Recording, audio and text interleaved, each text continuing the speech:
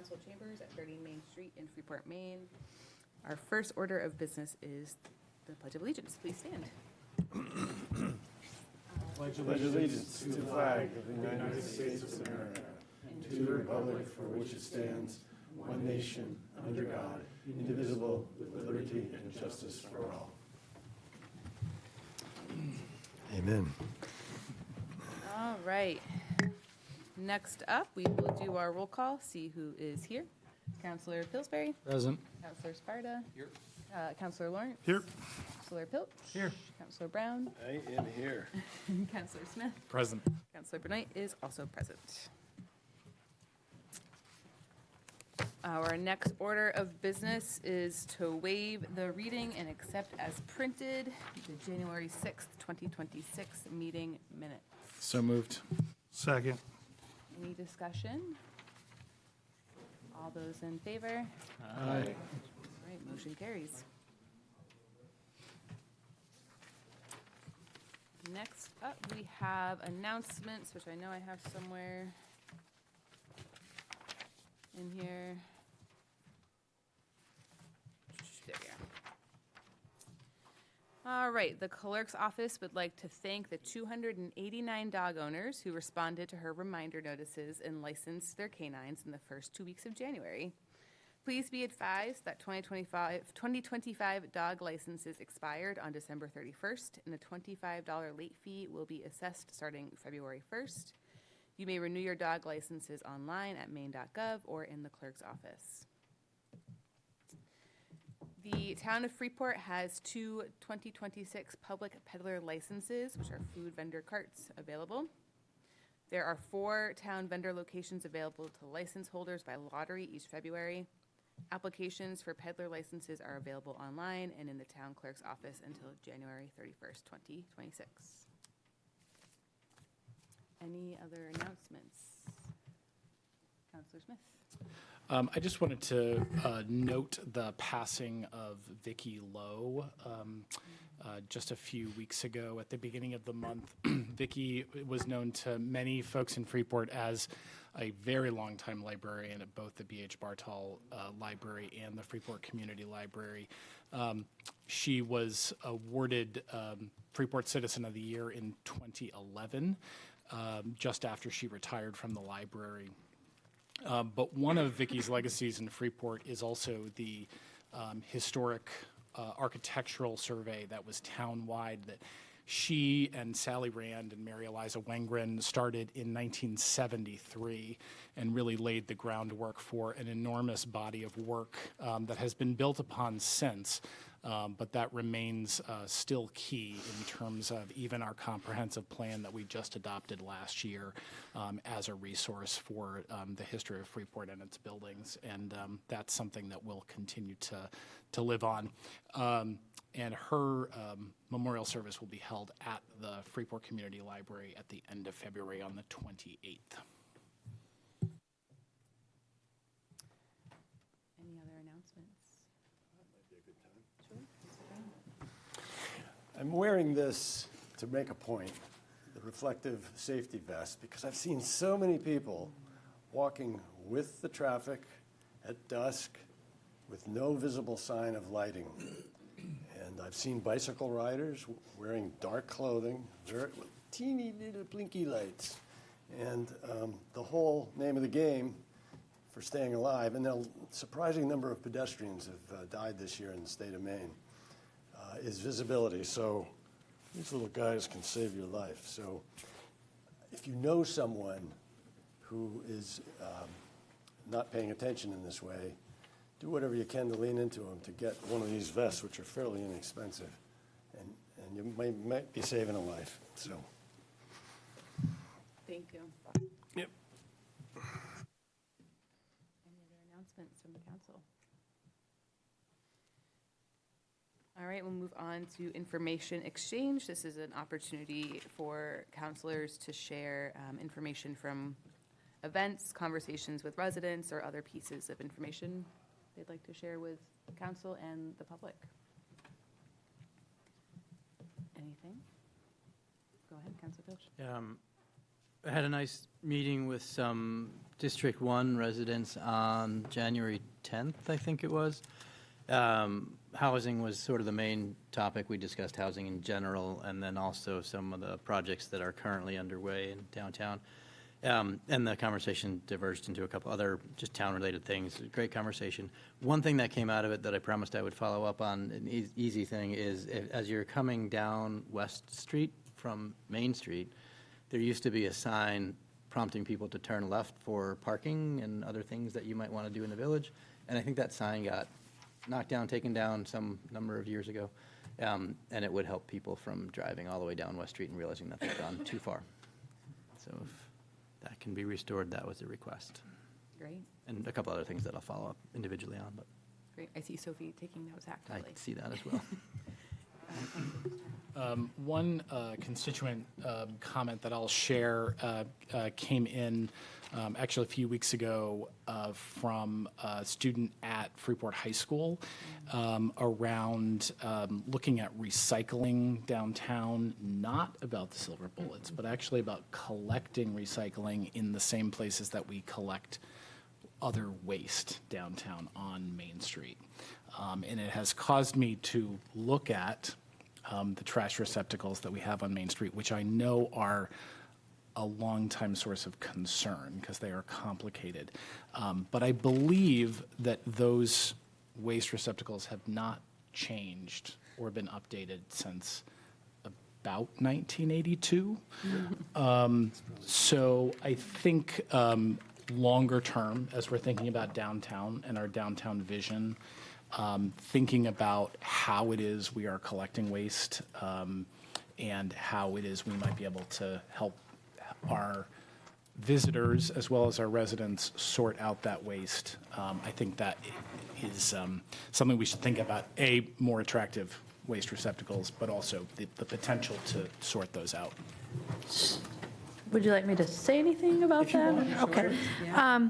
I am all for more attractive waste receptacles and maybe a little bigger because they overflow very quickly. So that's something I'm happy to work with Earl to try to get into the budget. It's also something that likely could be eligible for tax increment financing as we look at downtown. The collection of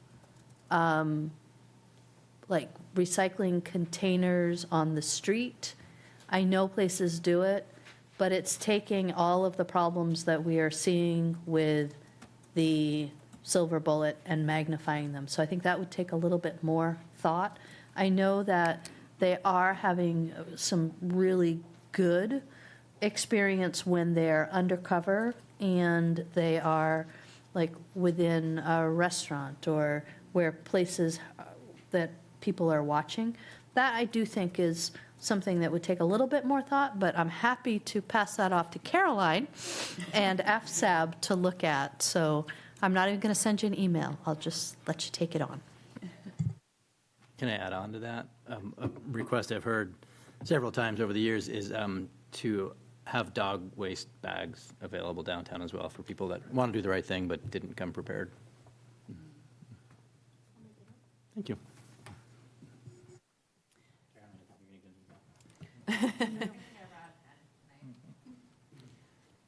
I also just wanted to take a moment to congratulate staff on the Village Corridor Initiative workshop at Freeport Community Services last week, January 14th.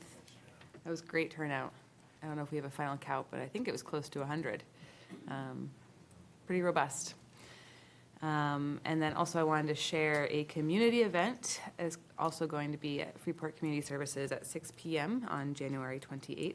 This is a group called FERN, which is Freeport Emergency Response Network. They are beginning to introduce the idea of neighborhood hubs in case of weather emergencies or other emergencies, kind of with the idea of enhancing but being adjacent to our draft emergency management plan that staff is working on. So again, that will be at 6 p.m. January 28th at Freeport Community Services. This is just the beginning of the conversation, and I think it's a worthy topic. Anything else? All right. We don't have any committees this evening for information exchange, so we will move on to the town manager's report. Just a reminder again that we've switched this up a little bit. So Sophie had sent out her report in writing, which is included in the materials in the packet. Is there anything to add at this time? Great.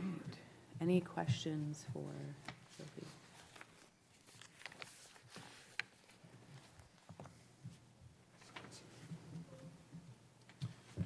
Just a question on the format. Are you expecting to do that every week with all the department? Okay, good. No, so Question. as we get into this, what you'll see is the first meeting of the month. So I'm only doing these reports prior to council meetings as part of the town manager's report. The first meeting of the month, if you would notice, tends to be a much shorter report. It's 2 or 3 pages long, max. And focuses more on the projects and initiatives. This, I'm asking department heads, which is kind of new for them, to produce monthly reports. They come to me in all different types of formats, which is why some of them you see attached and others are summaries. And I would expect that in the second one. Given how long this one took, I might divide it up and have it go. But it's important that you click the links because, for example, police and fire reports had a lot of other information there. We're dialing in the fire report. And next week with the Finance Committee, we're really going to dive into fire, some concerns that those reports are generating for me around that may lead to budgetary impacts.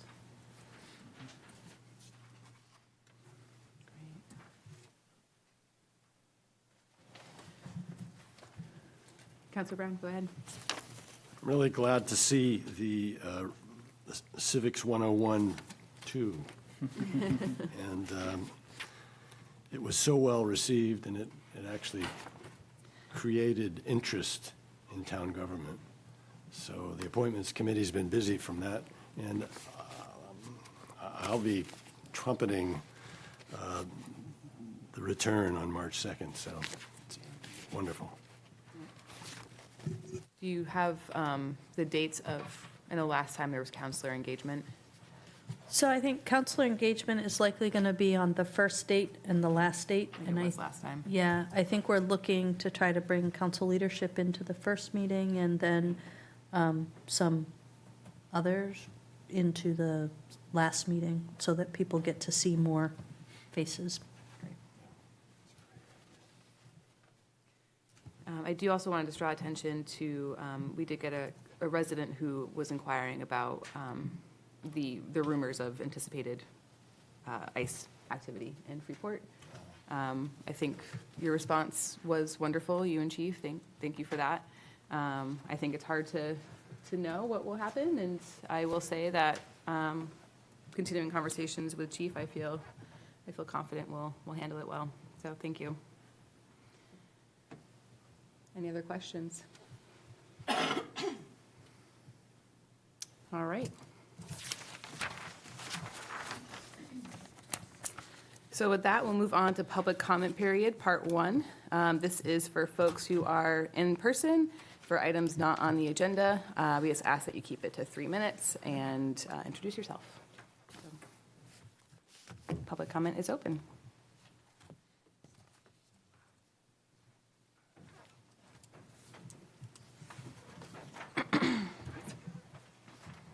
Good evening. My name is Daniel Freund, and I live at 38 Chehawk Road.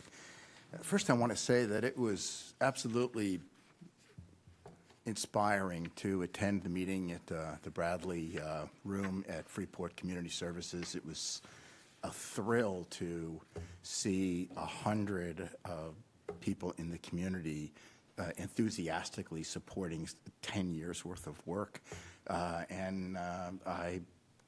they were talking about where we're going to be 20 years from now, and I might not be here, but Freeport will be a hell of a lot better, and it was a really thrilling meeting. I hope that I can work with the town to have as positive a result concerning the price of health insurance. I just saw this report now for the first time, and I'll respond to it in writing, but there are factual issues here that I would call into question, and I also think that the entire RFP needs to be reviewed in detail. This is just platitudes saying, you know, we looked at plans which were similar and so forth. But for openers, the documentation that I used was from the publicly filed 2024 Form 5500, showing that $7.5 million was spent on administration, $3.8 million to Maine Municipal, $2.7 million to Anthem, $50,000 to one broker, $50,000 to another. This really didn't go into any detail, but that later, and it was great to all be together at that meeting in the Bradley Room. So congratulations to all the people who worked on that for a long time. Thank you. Thank you. All right. And with that, we will close public comment and move on to the next portion of our agenda. So item 4-26, this is to consider action to adopting the consent agenda. Anything for discussion on this? All right, Counselor Smith, will you please read the be it ordered? Be it ordered that the January 20th, 2026 consent agenda be adopted. Second. All right, all those in favor? Aye. All right, motion carries.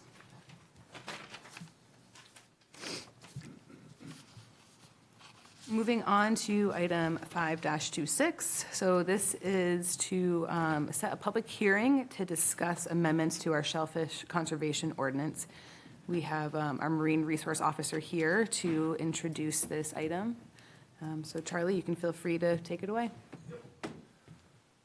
Good evening, everyone. So the main purpose of this amendment to our ordinance is to continue the apprentice program that we first set in place in 2024, where we gave out 5 apprentice licenses.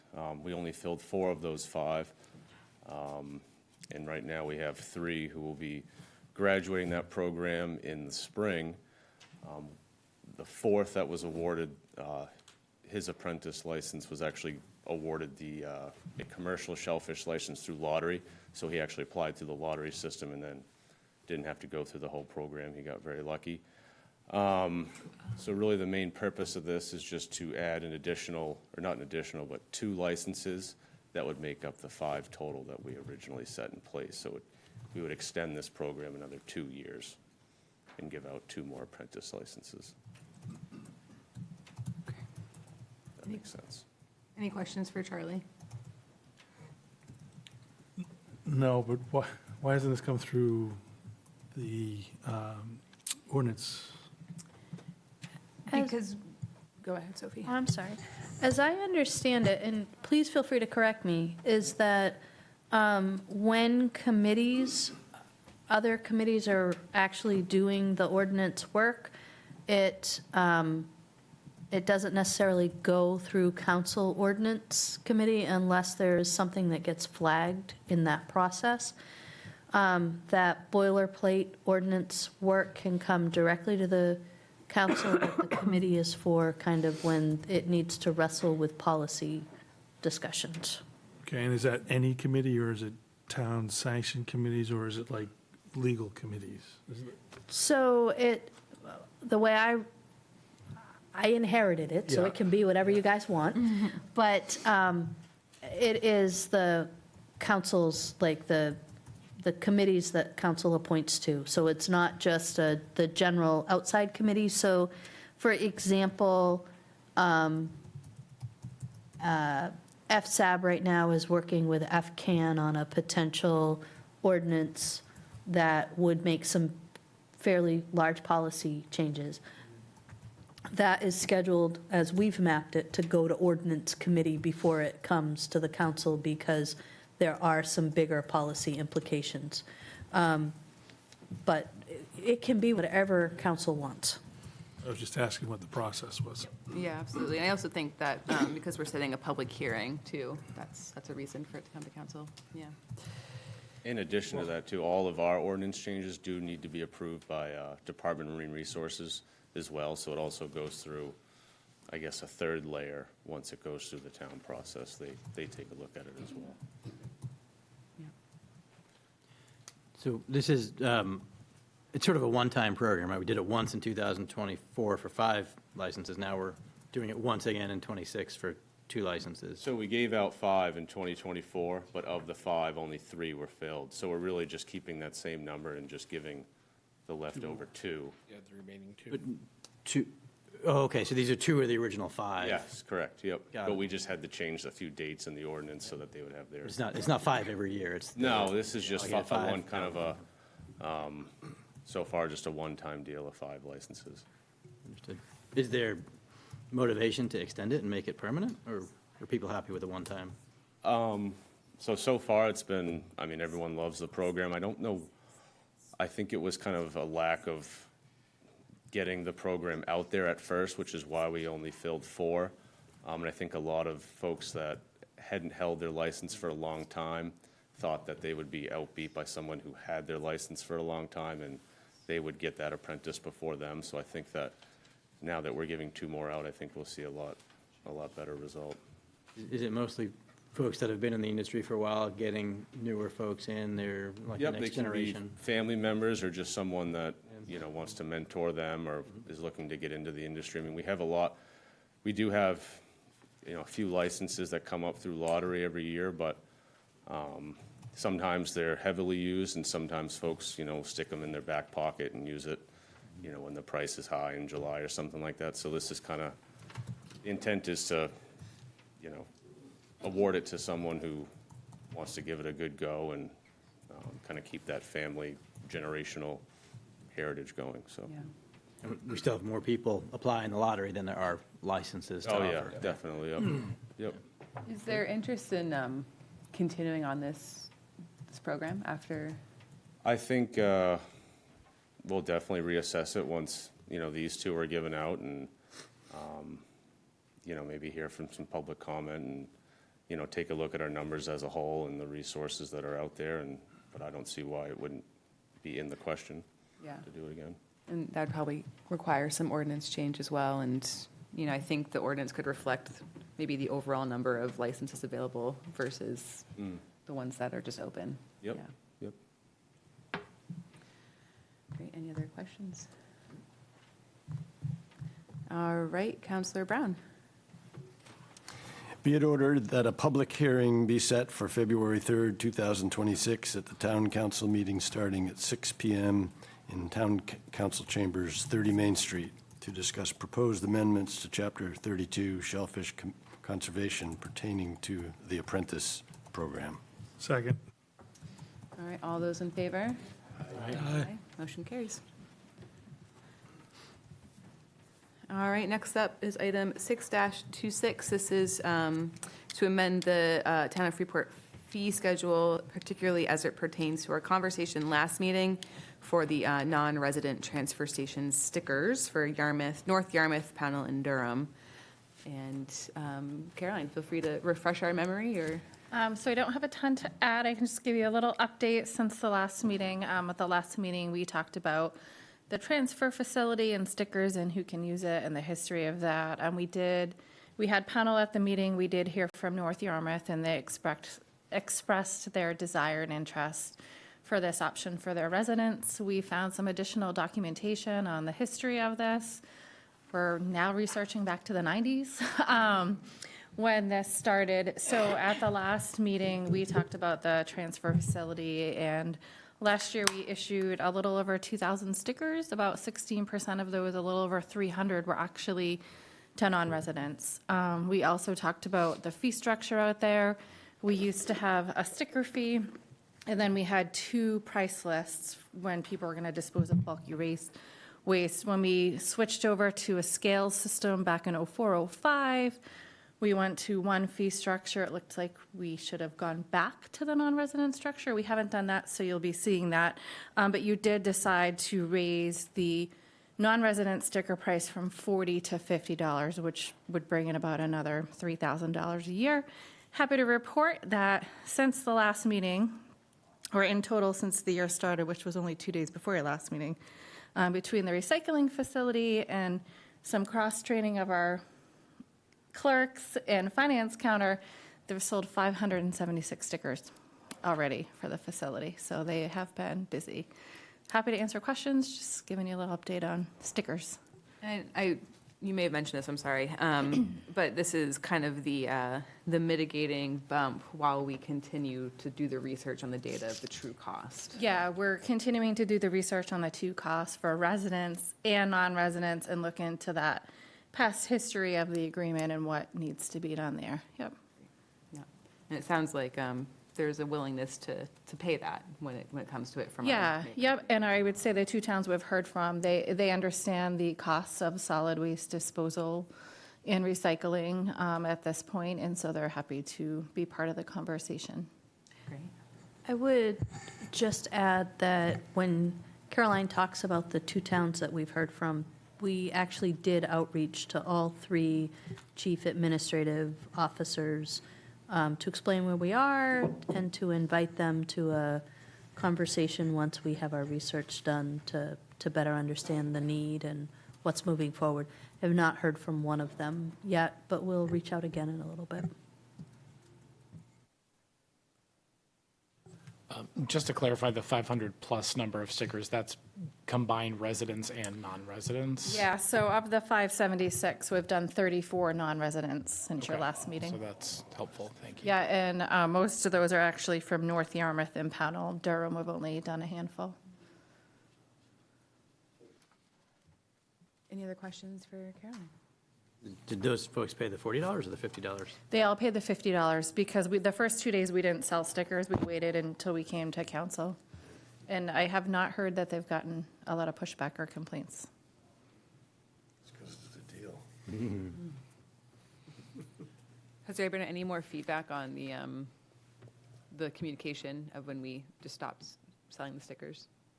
'Cause I know there was a concern that we hadn't, actually. Yeah, done the I outreach. think it caught a couple communities by surprise, but, we owned it and apologized for that. And the whole thing we talked about the last meeting, it just really started evolving really quickly when we started digging in. So they were, I think, understanding and willing to work together.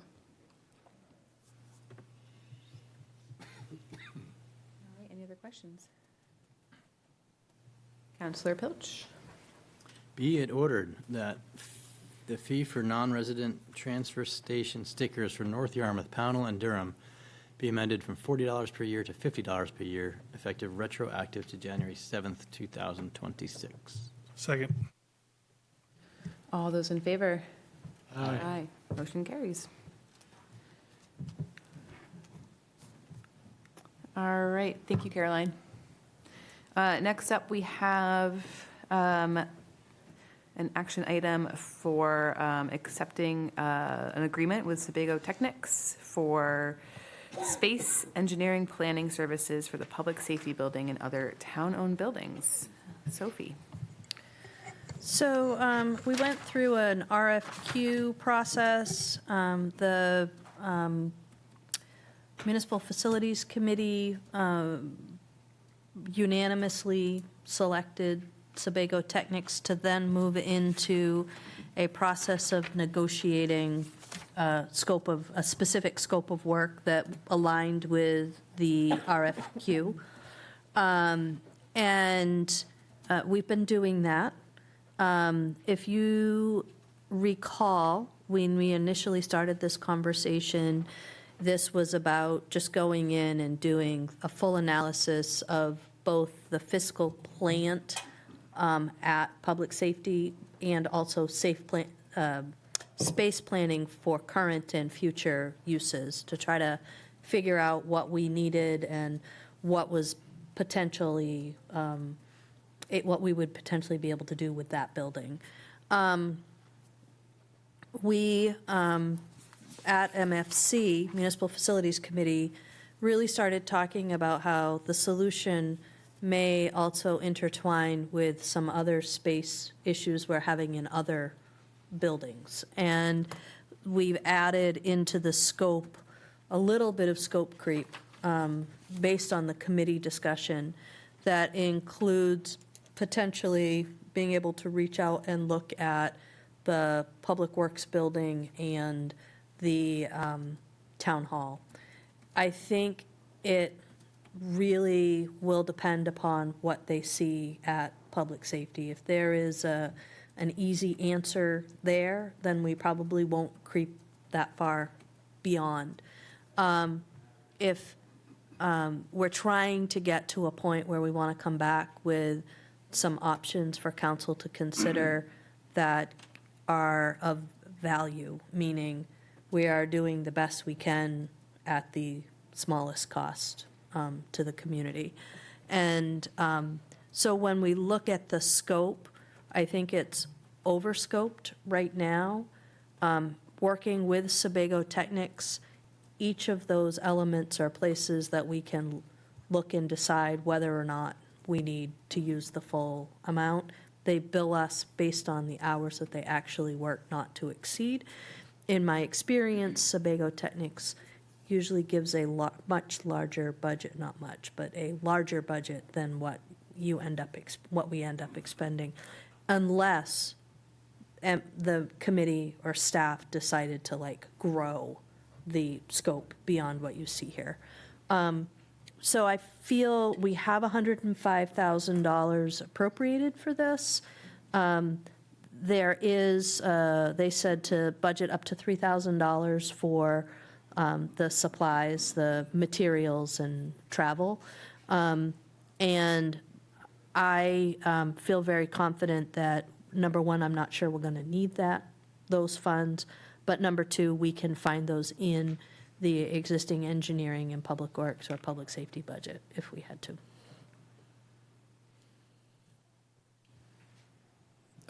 I would just add from Municipal Facilities Committee that we reviewed the RFQ and the responses several months ago. Really, the scope has been the sticking point to get this work done, and a lot of that has been down to this negotiation that Sophie's been doing with the principal at Sebago to really get a budget to actually bring back to this committee. So I'm very glad to see it and hopefully to get this work moving because it is, we know this is just the very beginning of a process to solve a number of space concerns at public safety. And even once this helps us determine a solution, we're then going to have to plan and fund what that solution is. And that getting to a place where we actually have a solution is going to be years away, which we know. So I'm eager to get this work moving. I have a question that's could be tangential to this work, which is the opportunity to look at the bigger picture of if we need to or would want to develop a municipal campus. There are a number of undeveloped lots, potential buildings that might be for sale. So I know we talked about this a lot in some other contexts. And I'm afraid of going too far down a path that says, oh, we need building A here and building B there, problem solved, move on, without taking a look at the bigger picture, which is not so much a space study, but more of a, I don't know, regional planning vision exercise. Yes. So I was really happy to see Sebago as the qualified bidder because my experience with them is they'll be able to be a little bit flexible in that. And I think it will be important for us to understand if we're looking at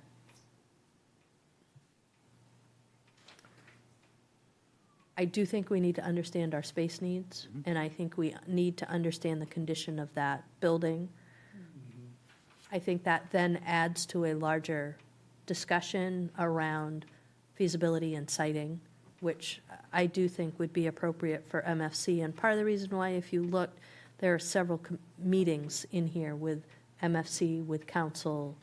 And my experience with Sebago is that if we get partway into this and see an avenue or want to bring more information in, we won't have a hard time revising the scope, understanding that the budget needs to stay the same, or we need to come back. So where's the right place to drive that part of the work from? Is Sebago going to do it and bring it to us? Does MSC do it, bring it to them? Does the council need to champion that? I think it would be great if we could maybe, as part of our workshop or goal setting, or talk a little bit about that. I don't want to miss it. I don't want to close a door. I want to make sure we're keeping all the doors open and that we plan for that. Okay, thanks.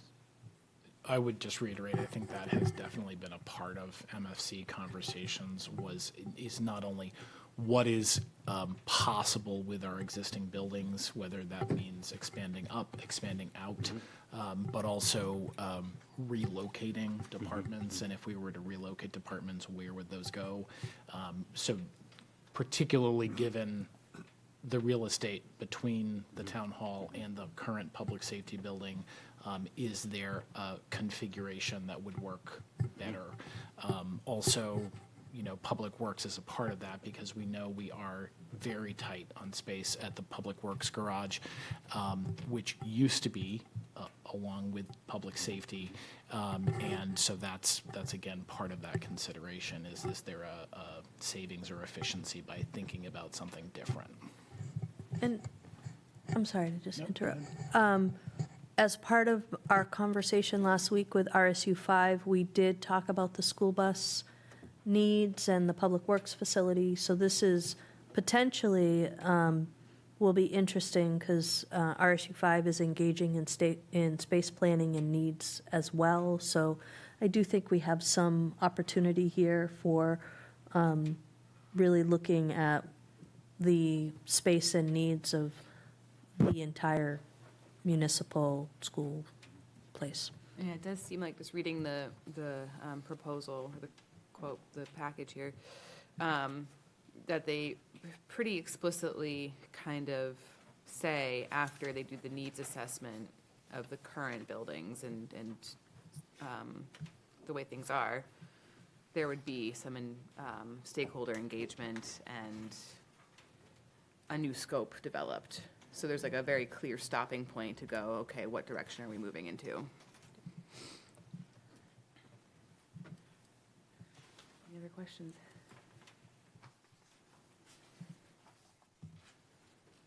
All right. Counselor Lawrence. Be it ordered that the town manager be authorized to execute an agreement with Sebago Technics of South Portland in an amount not to exceed $109,404 for engineering and space planning services related to the public safety building and other town-owned buildings, as appropriate and related to public safety operational needs. Second. Any other thoughts? All those in favor? Aye. Motion carries. All right, and then we are now moving on to our public comment period, part 2. This is for folks who are virtual, to comment on items not on the agenda. We just ask that you keep it to 3 minutes and introduce yourself. All right, seeing nobody raising a hand online, we'll move on. Now we're on to our other business portion. First up, we have a progress update on the Community Vision Implementation Work Plan from Development Director Brett Richardson.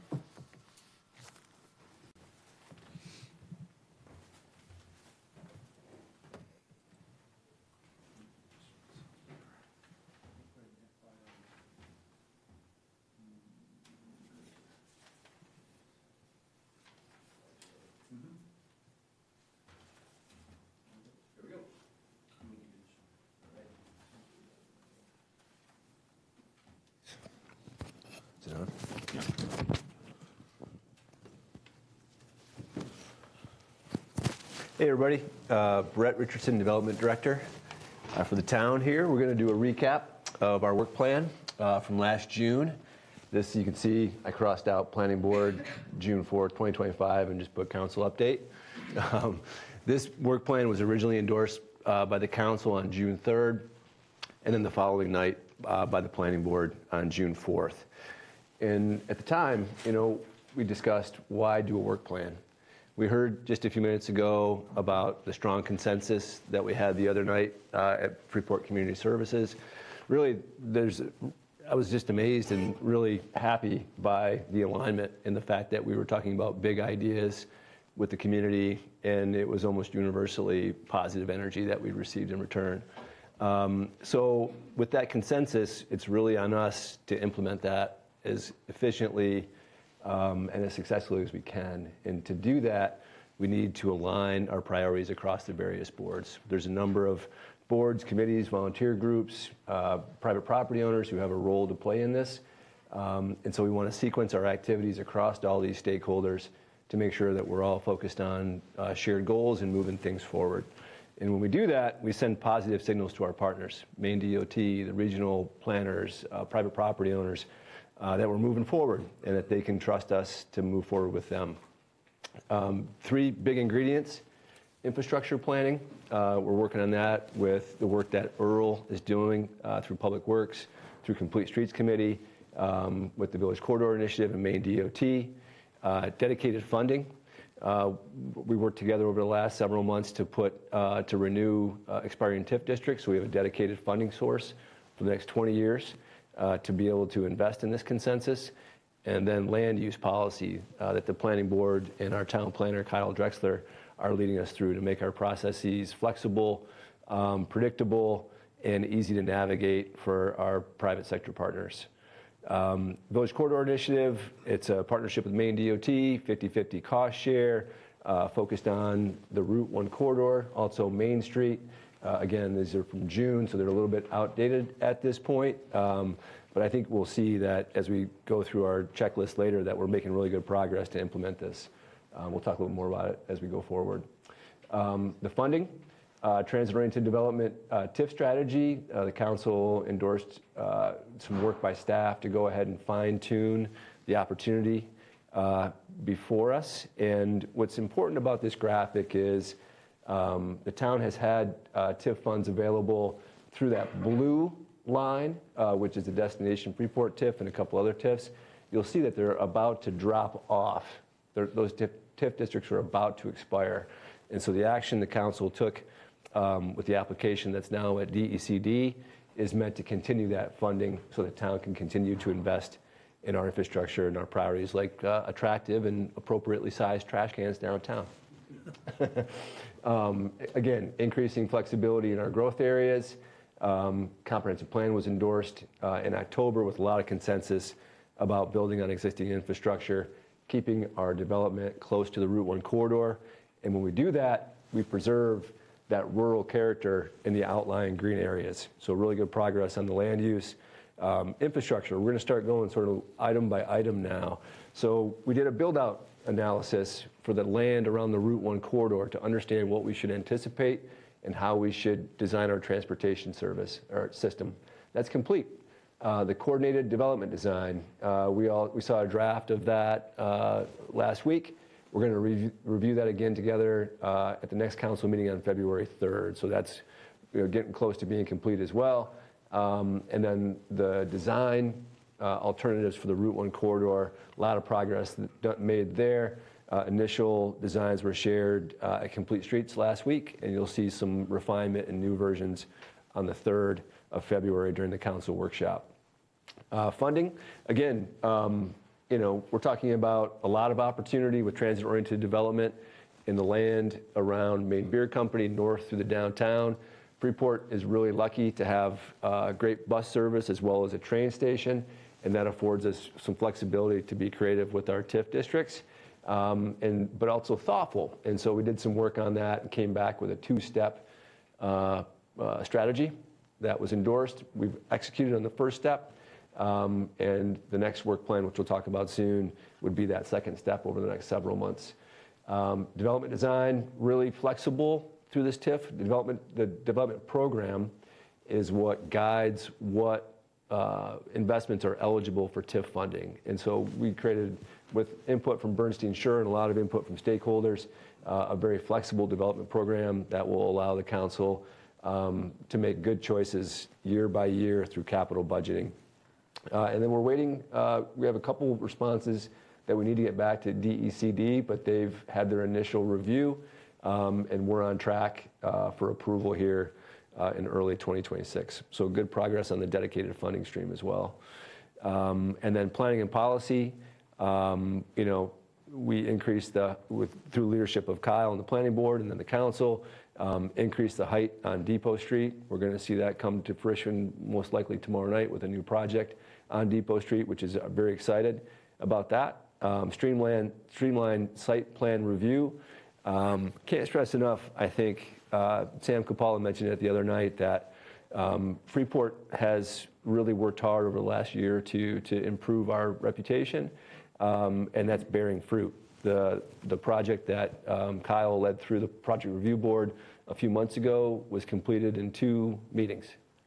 And that's really important. A couple projects that I've seen in Freeport took 3-4 meetings.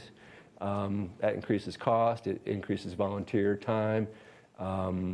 And to get through in 2 meetings with a clean, predictable process is something that's really exciting for Freeport, and will lead to more interest to do business here. And so hats off to Kyle and the Planning Project Review Board for getting that done. Overhaul design review ordinance, a lot of progress made there as well, a lot of input. And I think a final draft is in process now and will be taken up soon to move forward to the council.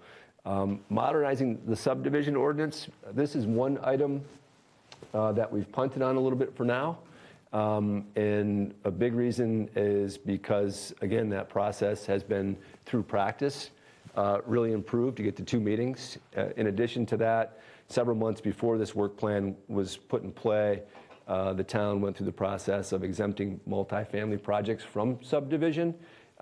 So that need was diminished a little bit through good practice, as well as an exemption for projects that are going to fit well in our growth area.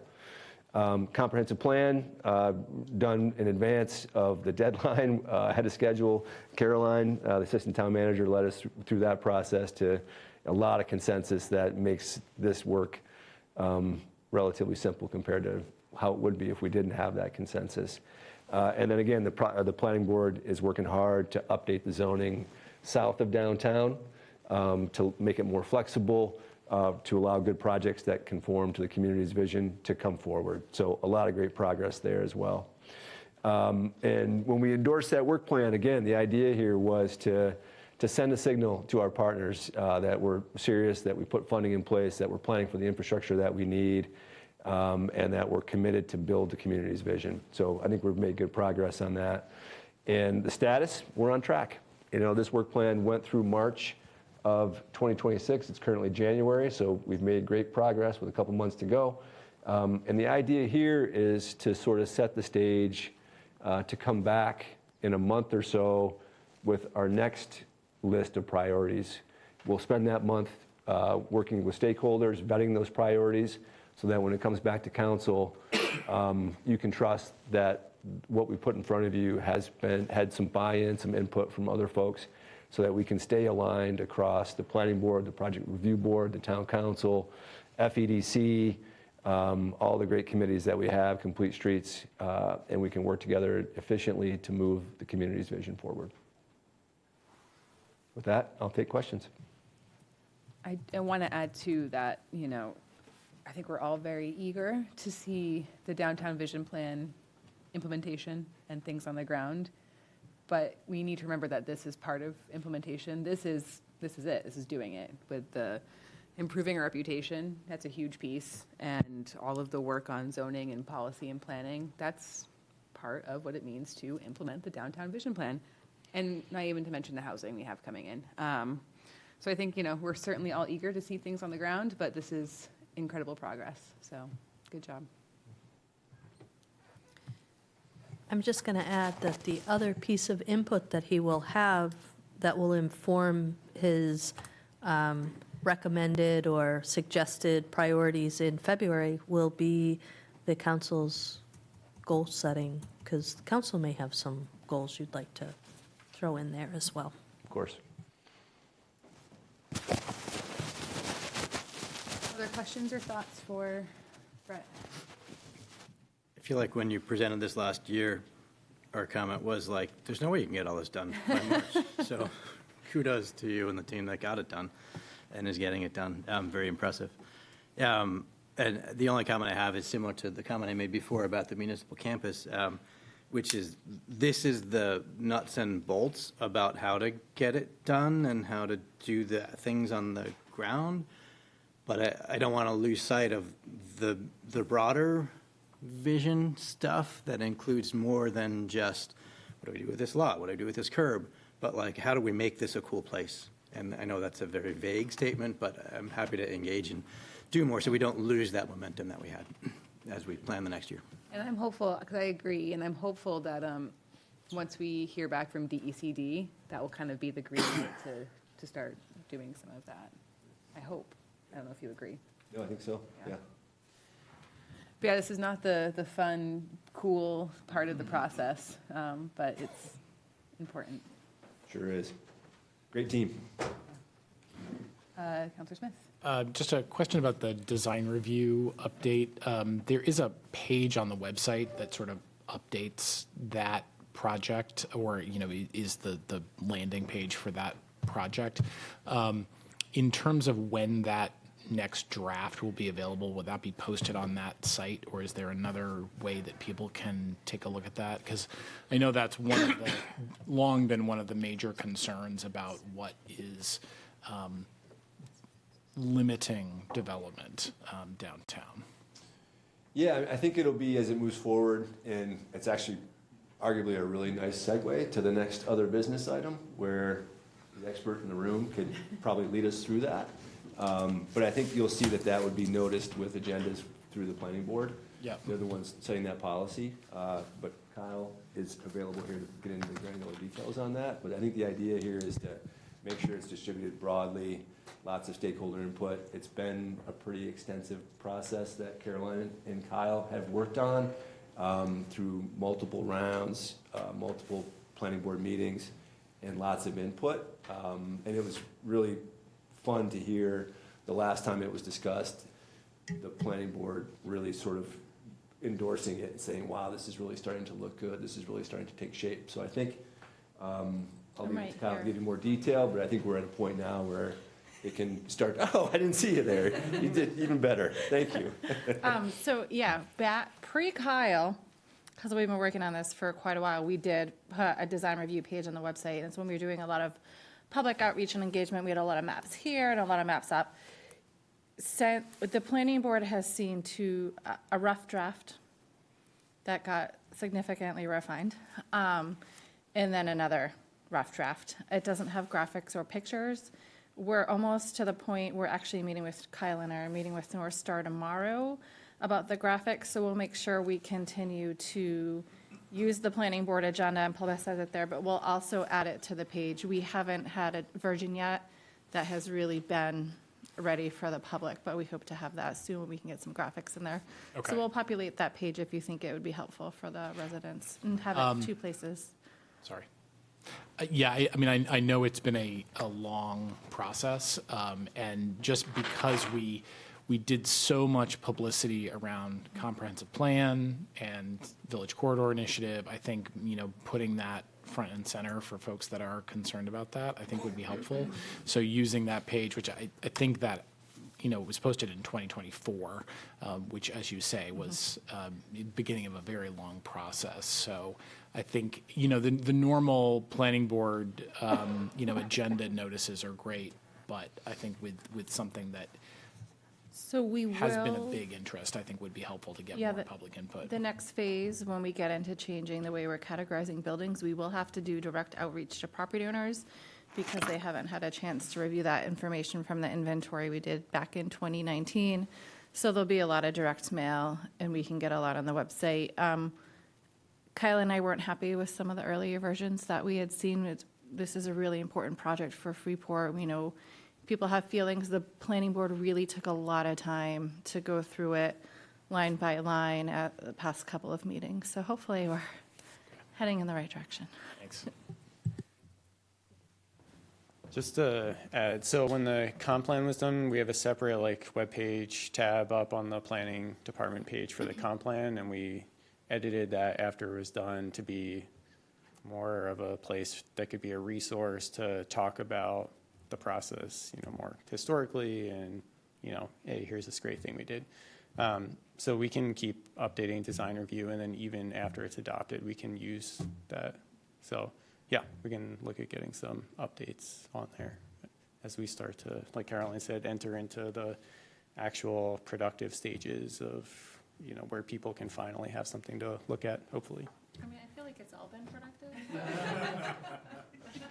I think that's a really interesting point, Kyle. I think having that page be an explanation of what can be and historically has been a very confusing ordinance for folks, that really kind of explains why we have it, what it's for, how it works.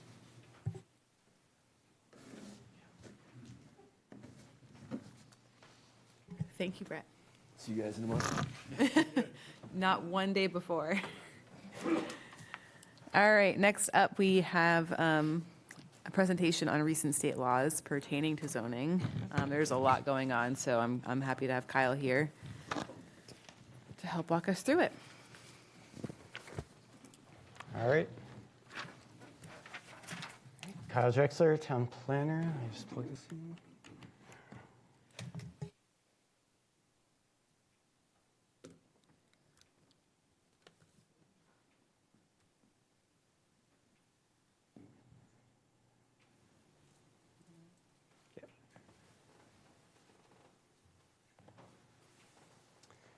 All right, so yeah, just giving a brief kind of introductory presentation on some recent state laws that have been enacted, primarily LD 1829, which people may have heard of at this point, and a few other smaller changes that are kind of sort of attached and related to LD 1829, but not quite as substantial in what they're going to require municipalities to do to comply with. But to dive right in, so LD 1829 is a follow-up to LD 2003 from a few years ago. Its primary goal is to encourage more housing development and opportunities in Maine. So if you remember, LD 2003 was primarily focused on having communities get rid of single-family exclusionary zoning and allow, duplexes or, potentially 3 or 4 single-family homes or duplexes units on a lot, or a duplex and ADU, things like that. But it didn't really touch density requirements. It didn't touch, you didn't have to make changes to your minimum lot size or your land area per dwelling requirements and all of that. So that's sort of what LD 1829 is getting at. It's not only just the number of units. You can't just allow single-family homes. It's more so now getting at you have to allow housing at certain density allowances. So communities can't have, these kind of extremely high density requirements or minimum lot size requirements, especially in growth areas where, we should be focusing our housing. Some other enacted legislation was LD 997 and LD 427. These were all approved in June 2025. The last few months, the state's been going through rulemaking with the Housing Opportunity Program. I think the comment period just ended, so that's getting wrapped up now.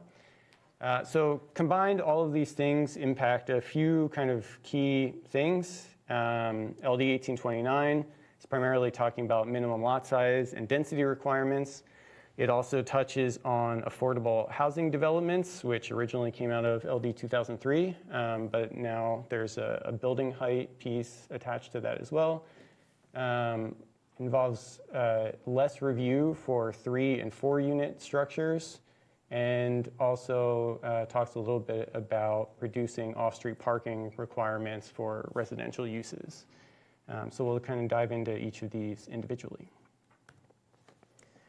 All right, so on the dwelling unit allowance piece, what LD 1829 starts out with is that, as kind of a general rule of thumb across the board, municipalities, where residential uses are allowed, you need to allow 3 dwelling units, attached or detached in whatever form.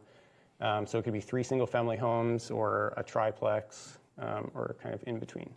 But in your growth areas or areas served by both public, sewer, and water, you need to allow 4 dwelling units. And just to kind of call this out up front, because it's going to keep coming up on the next slide, anytime I say public, sewer, and water, the law also clarifies that it's or other comparable sewer system or centrally managed water system. So it's not just public water and sewer. It could be community septic or some special water district or something like that. So it's not necessarily, just, your kind of key downtown areas where the town maybe has a lot of its own infrastructure.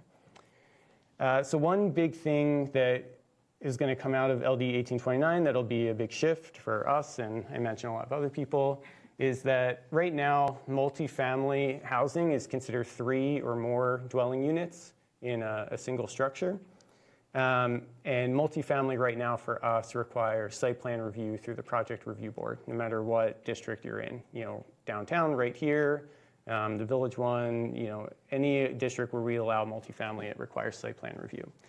But the law states that municipalities may not require board approval for 4 or fewer dwelling units in a single structure. It's a little confusing because it says site plan review is still allowed, but like a planning board or in our case, project review board approval is not allowed. So I'm a little unclear if they're trying to get at, a staff approval by a planner or code looking at site plan review criteria is still technically allowed. But essentially for, your triplex and quadplex buildings, those can no longer go to the planning board or in our case, project review board. They have to be done more at the staff level, either through a building permit, like a single family home or a duplex would, or possibly, I'm not sure if we can use our staff review board for this function or not. I think that's one legal question we'll have to look at as we go further along. But so some of the impacts out of this, some of the changes that we'll have to consider is this is creating a new land use. So triplex and quadplex is not a permitted use that we have identified or permitted in our ordinance. So we'll have to add that to our list of allowed uses in every district where multifamily is currently allowed. And we'll have to define those terms. We'll have to kind of zone in on, whether this is something that would be done through a building permit or site plan through some form of staff approval. And we'll also have to redefine multifamily to now mean 5 or more units, not 3 or more units. All right, so now that we have the kind of new uses established, the types of housing in each area, the law gets into lot size and density allowances. So there's kind of 4 key areas to consider. They all come with different kind of dimensional allowances or requirements under the state law. So obviously, when you're in your growth area and you're served by public water and sewer or some comparable system, that's going to be your densest area, right? So minimum lot sizes may not exceed 5,000 square feet. And the law states that for the first 4 dwelling units, so let's say you're doing a 10-unit apartment building, your first 4 units have a land area per dwelling unit requirement of no more than 1,250 square feet. And for any units beyond those first 4, those units would have a land area per dwelling unit requirement of 5,000 square feet.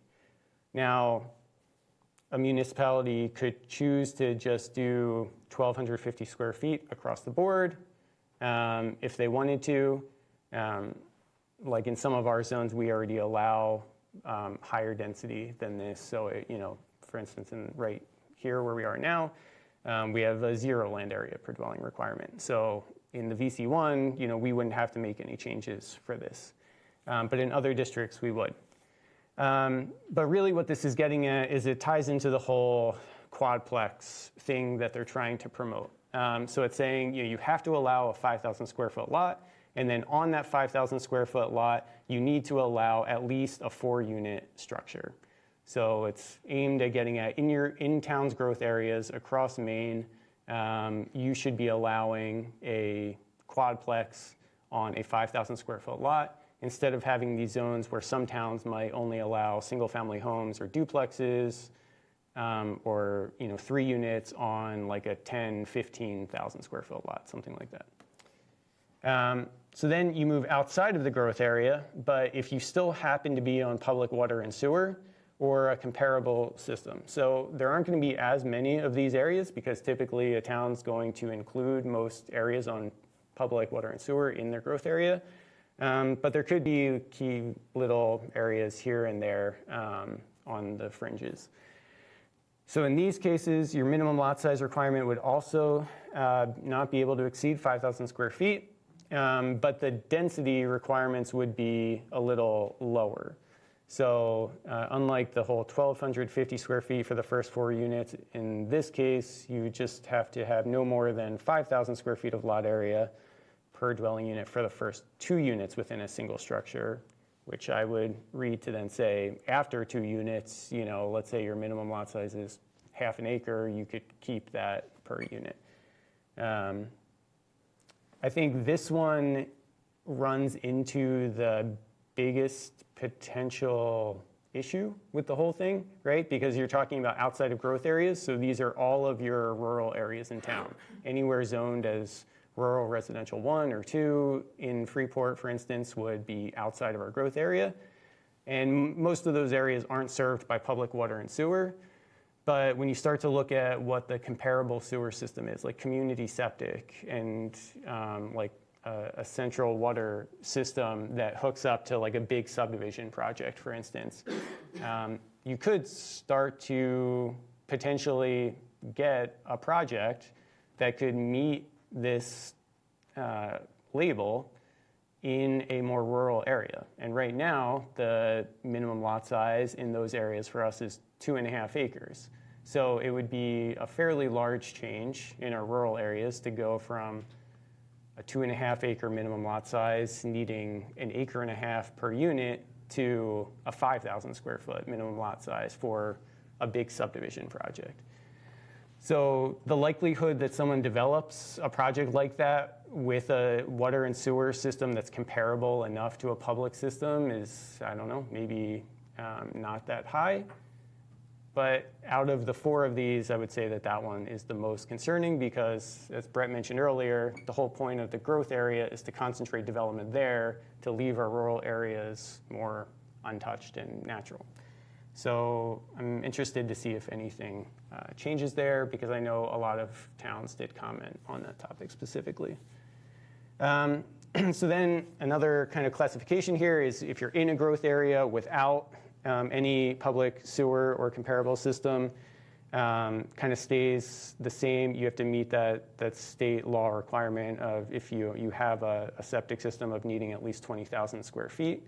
And then outside a growth area with no public sewer, we wouldn't have to change anything. There's no requirement. Towns can set it at whatever they want. So think of our rural residential 1 district where we have a 2.5 acre minimum lot size. That's fine. We can keep that. And these are just kind of the definitions of those couple terms that talk about what could possibly be a centrally managed water system or comparable sewer system. So again, I think we need to do a little more research into this to find out how feasible it would be to have larger scale subdivisions pop up with these things that could take advantage of what we just talked about. But so when you look at our current dimensional standards in a few different zoning districts, you'll see that in some cases, this will require some changes, and in some cases it won't. So for instance, in our Village Commercial 1, right now our minimum lot area is 8,000 square feet, so we'll have to drop that down to 5,000. But our land area per dwelling won't have to change. Our Village Commercial 2, on the other hand, will have to change, right? Both the minimum lot size and the land area per dwelling. Our Commercial 1 and Commercial 3, Brett alluded to it before, that we're working on this with the planning board right now. Those two districts have to change massively for this. But at the same time, that was something we were already working on and was already called out in the comprehensive plan. So a lot of the density increases here that we would be looking at in our growth area are things we're already considering and in the process of updating in some cases. So I don't think the changes there are too massive. I think it mostly aligns with what the town was talking about anyway. I think one thing that we will have to look at is in some of our zoning districts and our growth areas, we have these open space subdivision provisions, which have like a lot of different ways about talking about minimum lot size and density and the net residential density. It's not just as simple as having, like, out of subdivision, we talk about having a minimum lot size and a land area per dwelling unit requirement. It's two things. It's very simple. It's the same as the two things the state's talking about. But in subdivision, when we go into our districts with open space subdivision requirements, all of a sudden there's different numbers for single family versus duplex and multifamily. It's going to be a lot more work to kind of go in there and match it to what the state is asking us to do. But, it's probably something that should have been done at some point anyway. So now will be as good a time as any. But, all this to say, in some cases it's going to be an increase. In some cases it's something we're probably going to do anyway. And in some cases, it might be a worthwhile change. For instance, if you look at the net residential density calculation for duplexes and multifamily in the Village 1, right now we require that people have about 3,600 square feet of net residential acreage for every one dwelling unit. So you say, okay, well, if you have 10 dwelling units, you need 36,000 square feet of land. Under the new approach required by the state, right, you have 4 units on 5,000 square feet, and then 5,000 square feet for each of the 6 units after that. It would come out to like 35,000 square feet. So the numbers are going to be different the way it's calculated, but impact ways, it's about the same. All right, so moving away from the density and number of units and all that, one of the other additions requirements from LD 1829 is the height bonus for affordable housing developments. So in LD 2003, there's this thing called affordable housing developments established, and it allowed these types of projects to have a density bonus of 2.5 times the base density in a municipality if they met certain affordability thresholds. So, over half the units in the development were deemed affordable, you would get this density bonus. LD 1829 adds on to this to also allow affordable housing developments to exceed municipal height restrictions by either 1 story or 14 feet.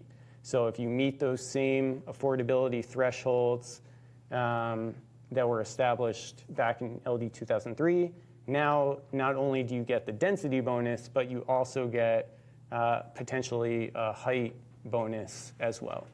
So think about a district where we have a 35-foot building height, our Village 1, right now our C1 and C3, really a lot of the village districts, the VMU districts, all of those I think are mostly 35 feet. Those districts allow multifamily, so affordable housing developments would be an allowed use there. If someone comes in with a project, they could go up to a 4-story building instead of a 3-story building. So I know we've recently talked about building height in some locations, but this will just be another thing that people need to think about during those conversations, because you can say, okay, well, maybe I'm comfortable with a 45-foot building here or a 35-foot building in this zone generally, but if someone comes in under these provisions and wants to do a 55-foot building in that same area or a 65-foot building now on Depot Street, is everyone still okay with that? So it's just a conversation that will need to be revisited as we work through this. And we would just simply, for this, it would be a pretty simple change. We have a section in our zoning ordinance for affordable housing developments. We would just add this provision in there. All right, so that kind of wraps up the major changes of LD 1829. So we move on to the other couple smaller pieces of legislation. One of them is about parking requirements in growth areas.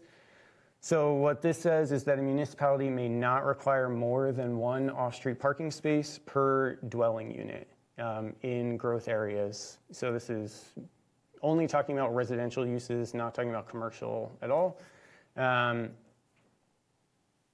you can still require additional parking requirements outside of your growth areas. But in the growth area, this would require that we reduce our off-street parking requirements in several places. So our VC1 is really the only place right now where we would meet this. In all of our other village districts and C1, C3 areas, we would have to amend the ordinance to bring it down to meet this one minimum or maximum of one off-street parking space requirement per unit. In most other places, we're between like 1 and 2 in most situations, but it's usually based on bedroom, so it's kind of a changing number for us right now. And the other piece to the parking is that municipalities need to allow developers to satisfy their parking requirement through off-site parking agreements with another parking area anywhere within a quarter of a mile. So we have a similar provision now in our ordinance, but it doesn't extend that far. It only extends about 300 feet, I think. And right now, the properties have to be in the same ownership. So our provision is more talking about, someone owns maybe abutting lots, they could use their parking lot next door to satisfy their parking lot on, the other lot. This is a bit further of a range. It doesn't seem like there's any big impacts really there. It would require a fairly minimal change to our off-street parking section, but the bigger change for sure out of this would be the reduction in required parking in our growth areas. Okay, and then finally, the last change is the allowance of residential units in all commercial zones. So the state law says you must allow a residential unit in structures located in any commercial zone. So you can't have a commercial zone that's just commercial uses. So it's, again, getting away from this kind of Euclidean zoning type of thing where you have residential over here and commercial over here and industrial over there. It's trying to get more mixed-use zoning, which luckily we already do for the most part. So all of our village districts, I think our C1, C3, pretty much everywhere for the most part in our growth area, we already allow residential in all of our commercial zones. So this list of uses on the right here is from the C1. You'll see at the top, we allow single family and duplex, and then a whole host of other commercial uses. I think the only place we might have to look at amending this at all is in the local business district, which is a pretty small geographic area, so wouldn't be too big of a change there. So that pretty much sums up the biggest changes out of the recent legislation. So what we're going to do is keep track of anything new that comes out in this legislative cycle to see if there's any updates to any of this based on some of the feedback that communities have given over the past few months. As of now, municipalities need to comply with this by July 1 of this year, which is a pretty short turnaround, just based on the public process that, this all, even if it's based out of state law, we still have to go through the normal planning board and council process for adoption. We are working on the C1 and C3 with the planning board right now, which will largely be designed already to comply with this. So that would take a chunk out of the work that we would eventually have to do. But then we would be looking to begin working on making these changes and start the compliance process after the C1, C3 wraps up sometime this spring to be ready for the summer adoption date. So happy to answer any questions. Yeah.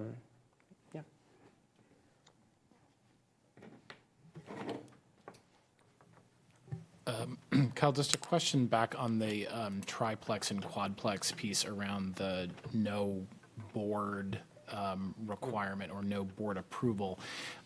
It sounds like other than the changes in terms of lot size, which are prescribed by these new state laws, that they would still be subject to all the same land use ordinances in terms of triplex. I'm going back to the design review question, which is, as you said, it's not clear as to who would be making these approvals, if not our project review board. Yep. But is there any clarity about what other things Standards? they would be subjected to in terms of standards? Yeah, there is a difference. So it will depend, because the initial language in the initial legislation, it said that the triplexes and quadplexes had to go through the same review process that a single-family home goes through, and that would be a building permit. And building permits, there's a whole host of standards in our zoning ordinance that only apply to projects if they go through site plan review, and single-family homes don't have to go through, like any number of screening or buffering requirements, stormwater provisions, all sorts of stuff. So that would be the difference. So even with the way it's written now, I think that's why we would want clarity, and then to have a policy discussion.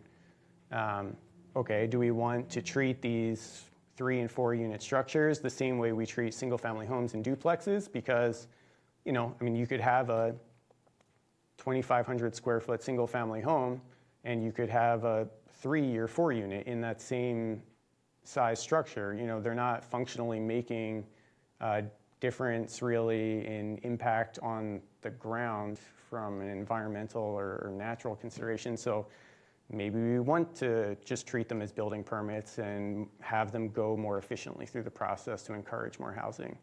But on the other side, if the option is there to review them through site plan review, maybe there's like an abridged site plan process that we can come up with and review at the staff level. So there is a difference for sure between the two.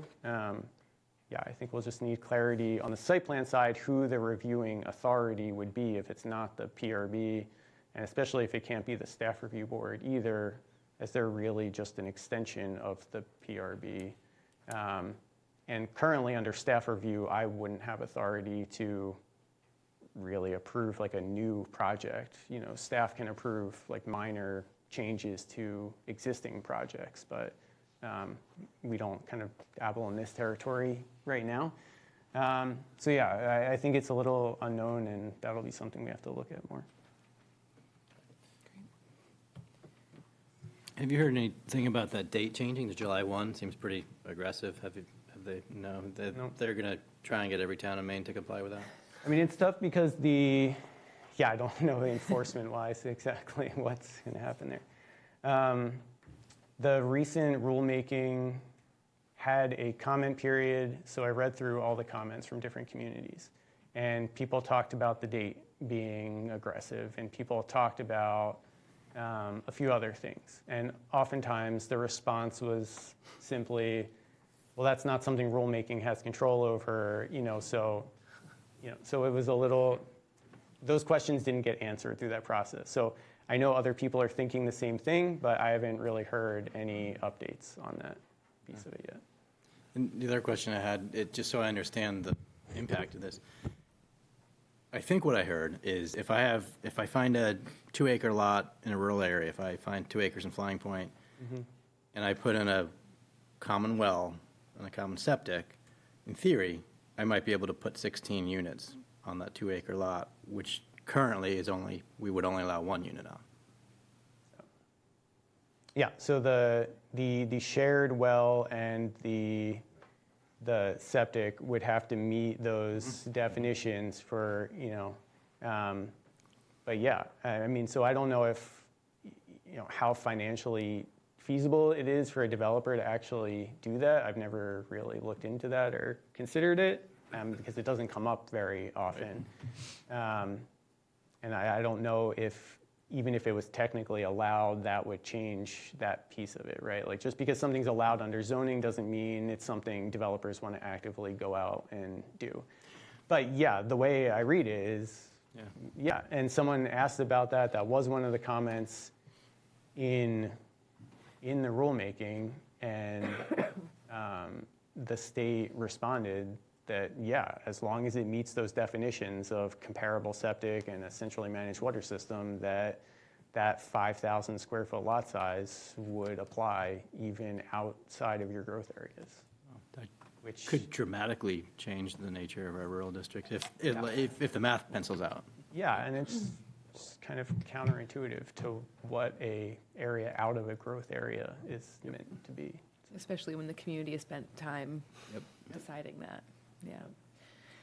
Can, in terms of how this interacts with the Village Corridor Initiative, is this, I guess the root of my question is, we have good progress moving along. And if we have to be compliant by July 1st, and that doesn't change, how will that, in your opinion, impact our work on the VCI related?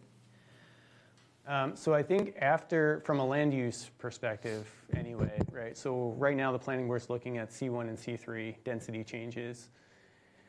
And then after that, we were going to kind of return probably to the village area anyway to clean up some of those districts.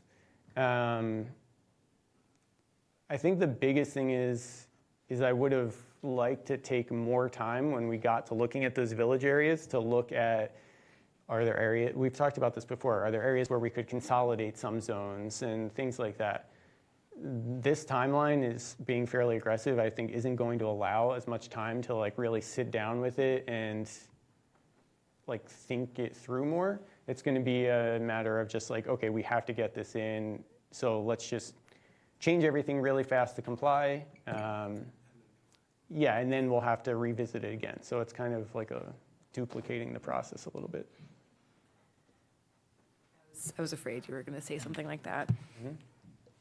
Any other questions, Councilor Smith? Just to follow up on Councilor Plitch's point, we did have a project that I think at the time was in a growth area, which in the new comprehensive plan is not, but with quite a significant number of multifamily units that was going to essentially be a private water system that would be the equivalent. I think the piece that will be more difficult, which I think is often the issue for why certain lots can't be developed even further in Freeport, is the septic, is whether or not there's enough space to be able to create a septic system, which you said the threshold was 2,000 gallons per day. Yep.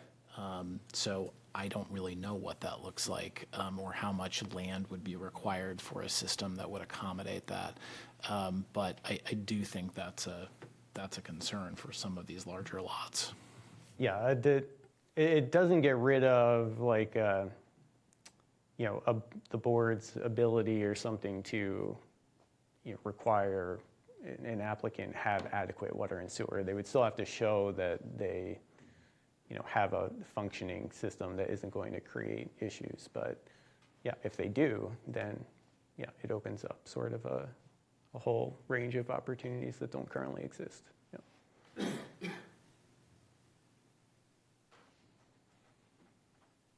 Anything else?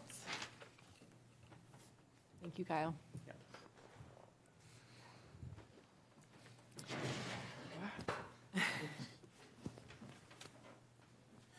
Just taking it home with you. Used to being at the podium. All right, next up is just a quick check-in on our annual goal-setting workshop, which is next Tuesday, so the 27th at 5:30 at the library? At the library, so where it was last year. I was not anticipating doing anything differently than last year in terms of having the paper up and areas to concentrate on, as well as our current goals from this year. But just wanted to check in if there's anything that folks want to change, if there's anything that worked, didn't work. Ken, if you have any great ideas for goal setting? Go with what we did. So the one thing that I think would change is that we have goals that I know about. So I will take a few minutes to work with leadership to get us a memo that will, in one place, put the goal and what we think we've done or what the plans are. And I guess a question I have too is there anything that would be helpful in advance for refresher for prep? Maybe you can just tell us what they are. Go into Sophie's office. She has them laminated. Oh, good. Blown up very large. I'll bring it. Behind her desk. We can even use dry erase markers on it. Great. Well, that was easy. If anything comes up, let me know. All right, moving on to our last, excuse me, as cold as hanging on. Our last item for the night, which is a request from the Shellfish Commission regarding the licensed water quality fees. Eric Smith, take it away. So I'm just introducing this as the outgoing liaison to the Shellfish Conservation Commission, being replaced by Councilor Sparta. This is related to the request that came to us last April related to funding for ongoing studies in terms of how we can help preserve the clam population. You may recall that there was some confusion about not only what that funding amount was that we approved, but where that funding was coming from. The reason it came to us not as part of the budget process, but as a special request was in part timing and in part because the original plan was for that to come out of this fund that is funded by water quality fees. Water quality testing fees. When staff went into the language about when that fund was created, it was later understood that it really could only be used for water quality testing, which was not necessarily the understanding of the folks on the Shellfish Commission. And so this request, in part, is to change the language around how that fund could be used.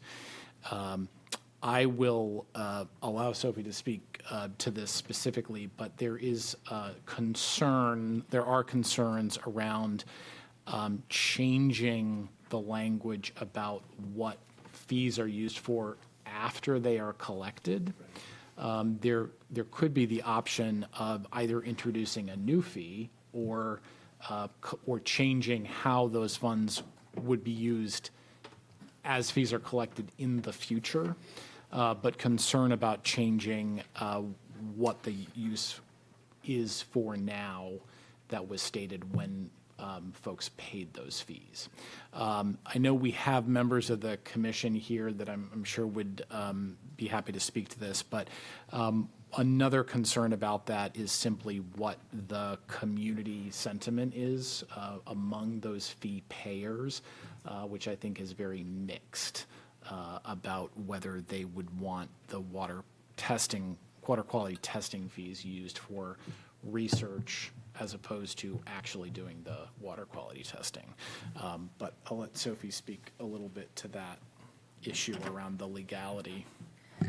So Chris and I had hoped to have a staff memo, but we've been playing dueling attorneys today. We had reached out last week to Maine Municipal Association to get a free, within our membership fee, answer to some of the questions. And finally got a call back from an attorney today, which just raised more questions for us. And as often happens in the municipal world, when you think you have an answer and you start digging to check your answer, you open a can of worms.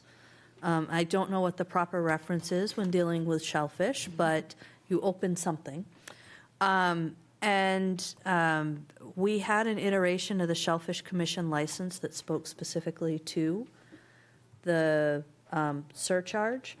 MMA opened the question of whether or not we really can do a surcharge because of the type of license it is. I'm just going to let Charlie look with DMR and ask that question. I'm not going to dig further into that at this moment unless Charlie tells me I have to. I take my direction from Charlie, it's pretty safe. The question that has, according to MMA, picking that up as a surcharge or the way it's referenced in the original ordinance really tells them that it can't be used for another purpose, that they're not even suggesting there's a process we can go through to change the purpose. Given the fact that we've opened the can of worms, I did reach out to the town attorney late this afternoon and asked a couple of very simple questions, and I should have the ability to at least, I'm asking her for direction where I can do research at this point. But before we really engage a lot, I really would love to hear from council as to what we want to do. If we want to maintain the status quo, I don't think we've had an issue with that. If you want to stop the surcharge, I think we want to know that. I think we want Charlie to double check that we're in the state's good graces. And now I have questions because of the change in the ordinance that took out the reference to the surcharge. It's just on the fee schedule, which is a concern. Interesting. Are the collected fees being spent? So we have $36,000 in that account. And what I'm hearing from Charlie is it's a very, very small amount of money that gets used. That when at least in my conversations with Charlie, what he had suggested is if we were going to be able to use those funds, bringing that down to like $10,000 would be an adequate number from them. But they're earmarked for water testing. Because they are a surcharge on a license fee, MMA is saying it's the only thing they can be used for. So is there a need to test water? Yeah. But it's not being spent in the way that it's being collected, so it's going to always grow? So we sell about 65 shellfish licenses a year that get a $30 surcharge because it's commercial. We sell about 76 recreational licenses, which get a $5 surcharge. We have been collecting that since 2008. So I can do the math, I just need some time. I'm not going to do that in my head. I think one of the other things is that I think part of the concern had been if there was a significant issue, that there might need to be increased testing with increased frequency, which would then use up those funds much more quickly. But I do think it sounds like based on, I think we would want to go back and look historically at what's the most that has ever been spent in a year, and perhaps adjust fees accordingly, which would go to the overall fee schedule review that I think the Finance Committee is already scheduling. So I guess my question would be, is that money that's in there now sort of a solid enough balance for a long-term water quality testing need? And if the commission felt like they wanted to start a new fund for special projects or whatever they wanted to call this, but it sounds like we don't have clarity on if that's even advisable from our legal counsel. I think we'd want more information. Yeah. So to put that into perspective, if we've sold the similar number of licenses in the similar number of categories, we would have collected nearly $42,000, and we have about 36,000 in there. That's 42,000 total over the time that meaning that we've spent maybe about 5,000. But I think we'd want to look at a little bit more detail about when and was there any time in which that was a big jump. But I think to the chair's point of, is this an opportunity to pivot to collect a fee that could be used for other projects related to the clam fishery? It sounds like, even though it is on the fee schedule, if it is no longer in the ordinance, that this would be also a good opportunity for the ordinance committee to review that and make a decision about, if you were going to implement a fee, then you would be able to come up with the language of what that fee would be used for. So I think the first step in that would be for Charlie to have a conversation with DMR. I don't have any history on necessarily why that came out. When Chris looked or remembered, it was about stripping all of the specific fees out of all of the ordinances was kind of the goal. So I don't know if there were conversations with DMR at that point, or, so we might just want to double check, because the ordinance has to comply with what they would want. So it kind of sounds like there's not much we can firmly give direction on right now until there's a bit more. I think it would be important for us to now understand whether our Maine Municipal Association is onto something. I don't know how much experience that attorney had. I don't know how much experience with shellfish commissions or coastal issues they've had. So I think that is always a good place to start, but this is kind of a particular element of municipal law. And so I think we really want Charlie to do a little bit of research with DMR just to make sure that we're not running afoul, because they seem to think we might be with the state. And this money that we have now is really only for testing. And so we could test a whole lot or whatever, but we can't do it. If we found a problem, we couldn't use that money to fix the problem, okay? So I don't have a solution, but I have a way to make the problem smaller. This is my opinion. It feels like we're over collecting for water quality, right? That's not rocket science. So if we feel the need to continue doing water quality testing, which seems like a good idea, do we reduce that to a more nominal fee? And then I think the follow-on question around projects and funding and things like that, my opinion is that I don't know that we often collect fees to sit in a account to be used for potential projects later on. That feels uncomfortable to me. So the fact that this is triggering this discussion, I think, is great, to say, oh, there is this project that does need funding and we should discuss it. I think that's why we're all here. So it's maybe not how it was anticipated to play out, but I'm not unhappy with that result. But, you know, making that fee smaller seems like that would be a good place to start. And if it can't be collected separately, or if there's a way to say it's part of the license fee, includes $5, which shall be, directed into this fund, or however we do it, we can figure that out administratively. But that's my opinion on collecting in general. I think we'd want to take a look and compare the fee Yep. with neighboring communities, with the market, figure out, without making adjustments up or down, is this still a reasonable fee, just like we're going to do with all the other fees in the schedule? But Yep. To your point, aligning fees with the need of that fee to support the municipal activities makes 100%.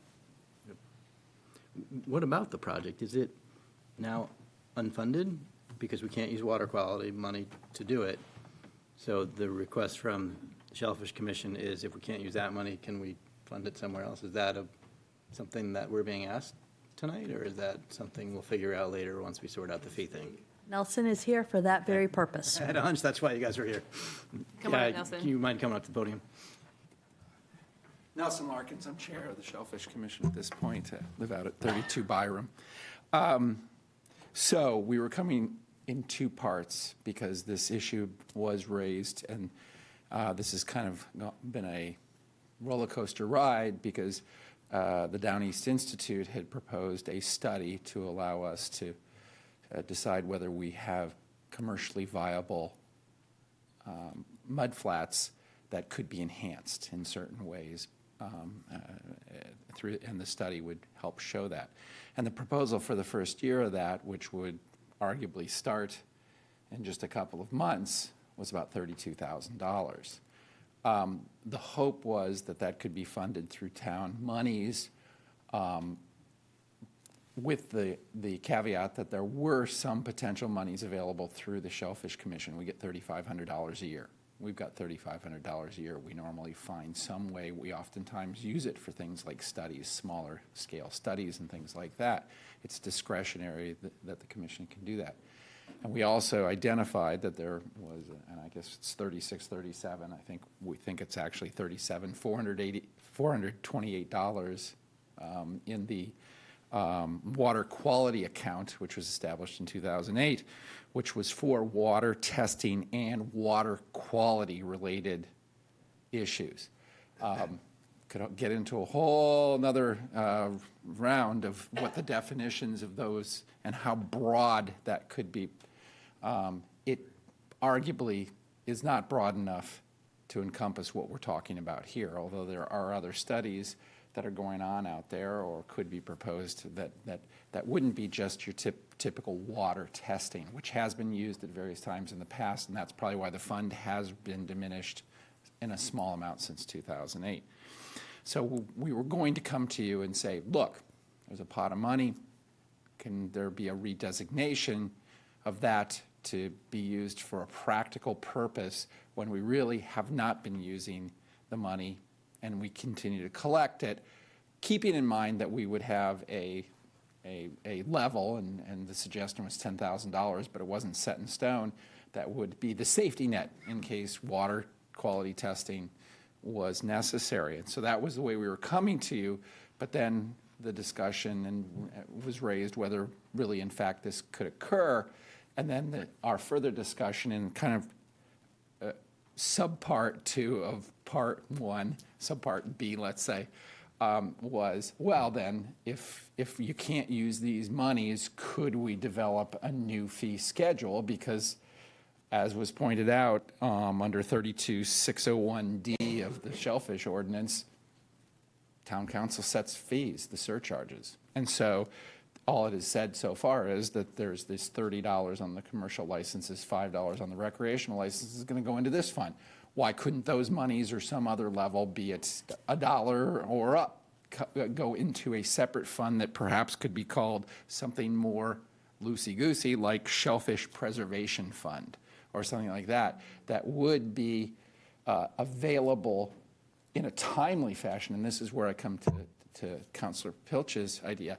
Yeah, we don't normally collect ahead for the just in case of, but yes, we do. I mean, that's why you have capital improvement funds. That's why you have different things. That's why this fund was put in place. It was in case of the need for water quality testing and things like that. So the concept would be we could build up in the future a fund for that. Maybe we see a need in the future for something, or maybe it's something that we just haven't come up against yet. And we would have something so that we wouldn't have to come to town council and say, hey, look, we need emergency funding, or we would really have to be planning ahead and delaying things by getting under the town budget process and going out a year out or whatever else. So we were going to propose that the council consider perhaps ending, at least momentarily, the collection of fees for the current water quality testing, or not, or adjusting it accordingly through the fee committee, but also consider some kind of other fund that could fund these things in the future. So that's part 1, A and B. Part 2, which I still want to put out there, we want to put out there tonight, is the Down East Institute had this proposal in front of us, and we don't have funding for it. We have $3,500 potentially available. There are potential ways to downsize what they're doing. There's been a couple of other initiatives that they've been able to tap into through grants and things that One of them maybe overlaps with this a little bit in Freeport as well as some other communities, but certainly not at the same level and so forth. We understand that the town budget is the town budget, and this wasn't put in place for 25, 26. So we're looking to whether the town council could find monies to potentially fund some or all of that project. And as an alternative, we absolutely want to be on the town budget workshops planning for, okay, if we've got to put this all off for another year, what are we looking at for 26, 27 on that? So that's kind of a little bit more of the background and the subparts, as I put it, to these things. And we've got Charlie and we've got several other folks from the commission, Chad. What time of year would the study need to happen? Does it matter? Does it need to be It winter? really does. So they really have to start, first of all, you have to create all the boxing and netting systems. And, the concept was to get folks and hopefully funnel some of that money back into the community via wages for folks building boxes and things like that. But basically, this is getting things out into the mud in March, April. Like that.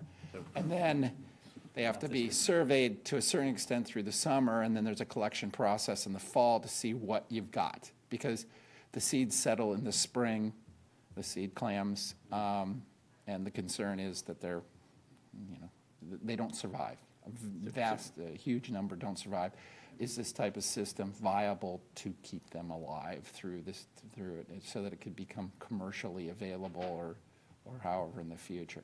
Can you talk about how, maybe this is getting too granular, but can you talk about how this proposal or potential project, excuse me, fits into previous efforts you've done with Dr. Beal? I'd leave that perhaps to Chad to talk a little bit more, because he was involved in that, but it has been 12 years now. It was 2014, 15, right about in there. And, the science has changed, the understandings of things have changed, how they would go about protecting has changed. So the science of it, that's the idea of it. They're attempting to take a scientific approach to this. And the reason why we even proposed doing all this is the alternative seems to be that we're just losing more and more productive flats. And so that if you leave it just to nature, perhaps it just swings around. There are those that certainly feel that it's just based on cycles and it's cyclical. But for the last 20 plus years, it's been steadily declining. So, and we, as we've talked about tonight, we've got 65 commercial licenses. So this is impacting folks. Several of those are out of the community, but only like 5. It's impacting incomes and community resources that way. Just a little bit about this project. My understanding is that whereas many of the earlier pilot projects have shown the efficacy of this sort of protective structure, that this study would be looking at not only which flats of several flats around town, but also where within the intertidal zone on those flats are in fact the most productive. Right. There were traditionally productive flats, and there were traditionally areas of the intertidal zone, the high intertidal, the mid, and the low, and this would identify 10 areas. It's not just like putting all the eggs, and that's part of the reason for the cost. It's not putting all the eggs into one spot and just saying, hey, could we do it here? It's trying to identify where it might be viable in the future to even do it, because you might very well find that, and the idea from what we already know is to try to use areas where we would expect that it could. We also have to take into consideration, we don't want to be impacting areas that are commercially viable at the current time. We do not want to take away commercial harvesters' productive mud. These are areas that historically were productive, but aren't now. Is Brian doing these studies in any other communities, and what's he asking from them? Yeah, not to this scale. He has one.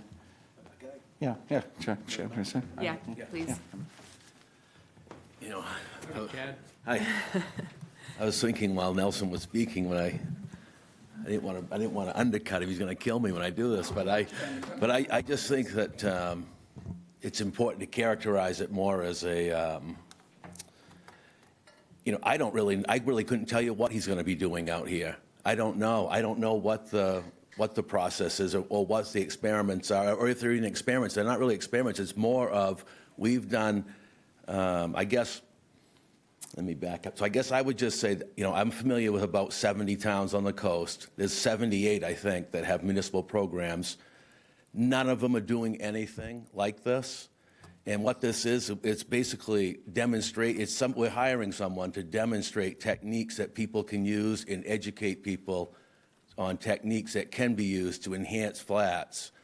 And again, I wouldn't dare speak to what those techniques are. I mean, I was engaged in a lot of the projects, but I mean, it's not my job to do that or to understand it even, really. I mean, I try to, but I wouldn't dare, like I said, I know you did a pretty good job, Nelson, but I think it's really more about, we've done a lot of research in Freeport. We have tons of information, more than any other town, and we're the only ones that are actually doing anything. We're with the lowest landings in history, and so I think that I'm really pleased that Charlie and they deserve a lot of credit just for bringing it up, for getting it done, Charlie and Nelson. I mean, I just came up tonight to support them, but that's basically my understanding of it. Is it's more about moving it into the demonstration phase, not necessarily researching things, but when you're demonstrating things, I'm sure they're going to learn things, and when you do things in the field, you obviously learn things. But that's really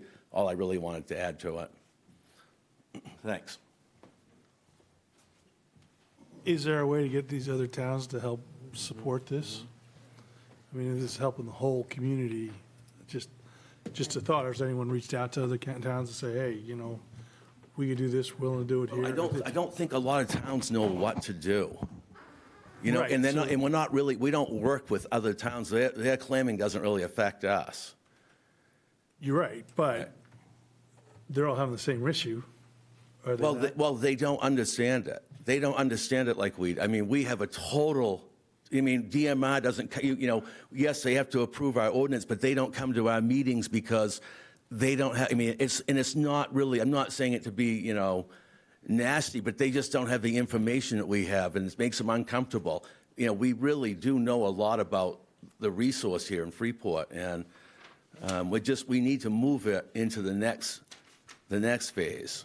Right. So that people, people have a chance, not necessarily people like me, but, younger people and people that, it's really about the opportunity, I think, for people that aren't clamming and teaching people, this is what the future of clamming is going to look like.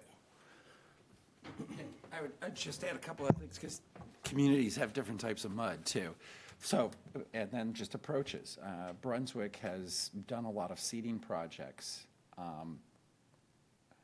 Respectfully, we don't think that there's a scientific basis to how they've dumped seed into the water column. Actually, it might be helping us because it seems that the currents bring them to the next town over, which happens to be us. And they settle, but then they don't survive.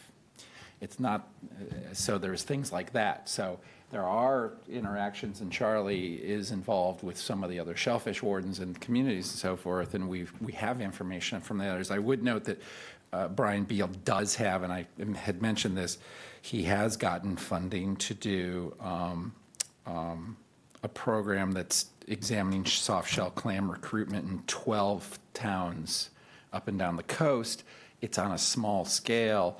There are 3 in Casco Bay that are supposedly involved, and I don't know that this is updated and still going. This is dated to a certain extent, but it was Phippsburg, Brunswick, and Scarborough, but then they were also coming into Freeport potentially with that.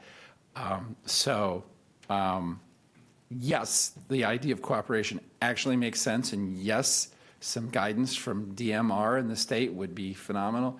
We have not gotten a very receptive audience from DMR when they've been approached about much of anything, for whatever reasoning.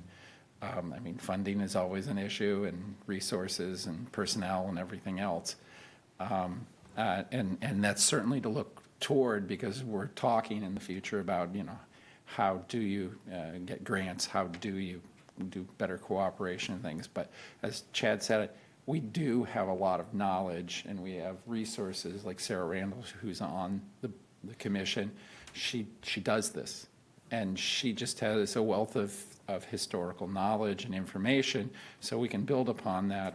And this is just supposed to be practical, and if it didn't work, then that says as much as if it did work, so that we wouldn't just be throwing money away in the future.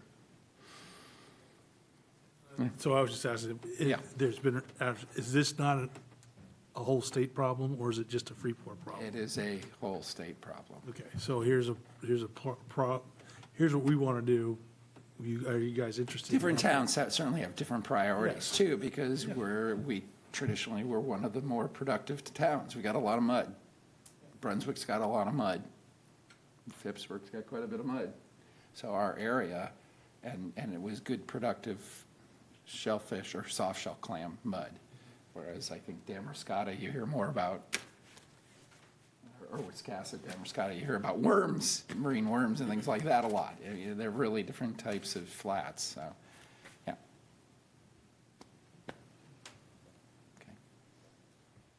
Okay. So I think probably the information we really need to make an informed decision here is probably more research on if we can charge those fees and change the fees and start there. And time is running out.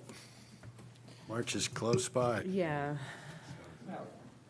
And I think to the point of, as Nelson said, there's kind of this two-part request. One is to fund this project, which was actually a request we got last year, and we approved it. It's just that we didn't actually have the ability well, we had the money, but we couldn't use the money for what we agreed And it to was use it for. only a partial And fund. it was wasn't only the full amount. part of it.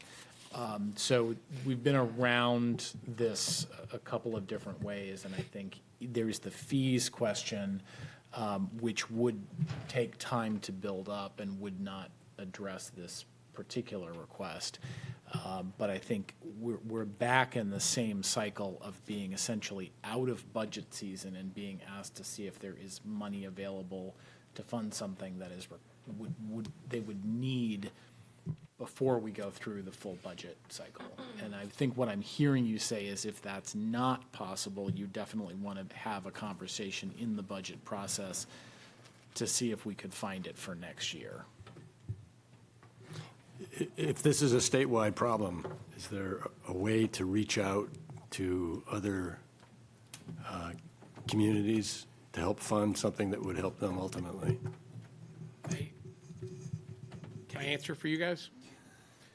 It's reaching out to other communities isn't going to work. The state needs to actually take some leadership in this role. And these guys are being really polite about working with DMR. I will be less polite. They suck. You go to them with any sort of an idea, they really aren't taking a leadership role in helping the fisheries, which is tragic when you think about the coastline of the state of Maine. I'll do a fundraiser for you guys. It won't pay for everything, but I bet you we can come up with $10K. Yeah, and I think, to be completely transparent, where I'm struggling right now is sort of I do see there's value in this project, but the using taxpayer dollars for it is, I think, where I'm struggling. Municipalities don't typically fund research projects. That's where I'm struggling. Yeah. Like I said, I personally will help, but I can't ask the town, each taxpayer to take up a piece of that. And it's again, I think it's tragic. I think it's an important state role to provide that kind of leadership, and that maybe is what we as a council can do, is to reach out to the commissioner and say, hey, you got to come up with some cash. They do have funds, and certainly there are grant opportunities too, but it's awful tough in this kind of a turnaround. And that's very appreciated.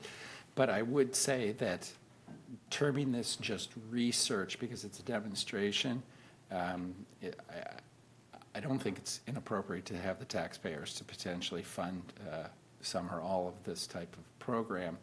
The town funds other initiatives to help other economic resources in many, many, many ways. And a lot of that business development does not always pan out. So arguably, it could be considered research or demonstration as well.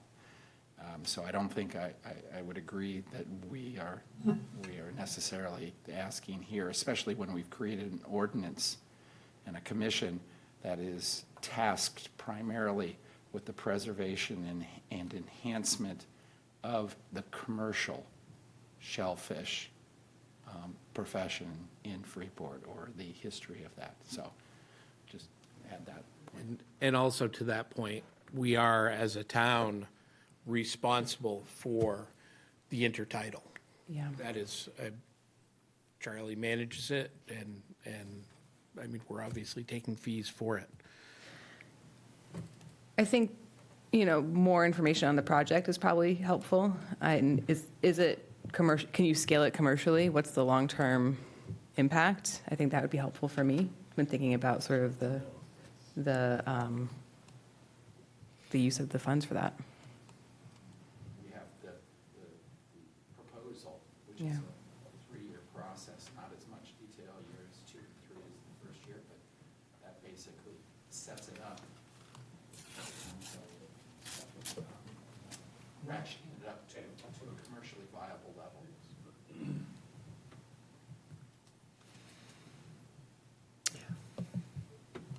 All right. So I think, it'd be helpful maybe if we can have that project more outlined rather than discussed. I know we saw the proposal a couple years ago. I don't know if it's changed since then. Council has changed since then. That is also true.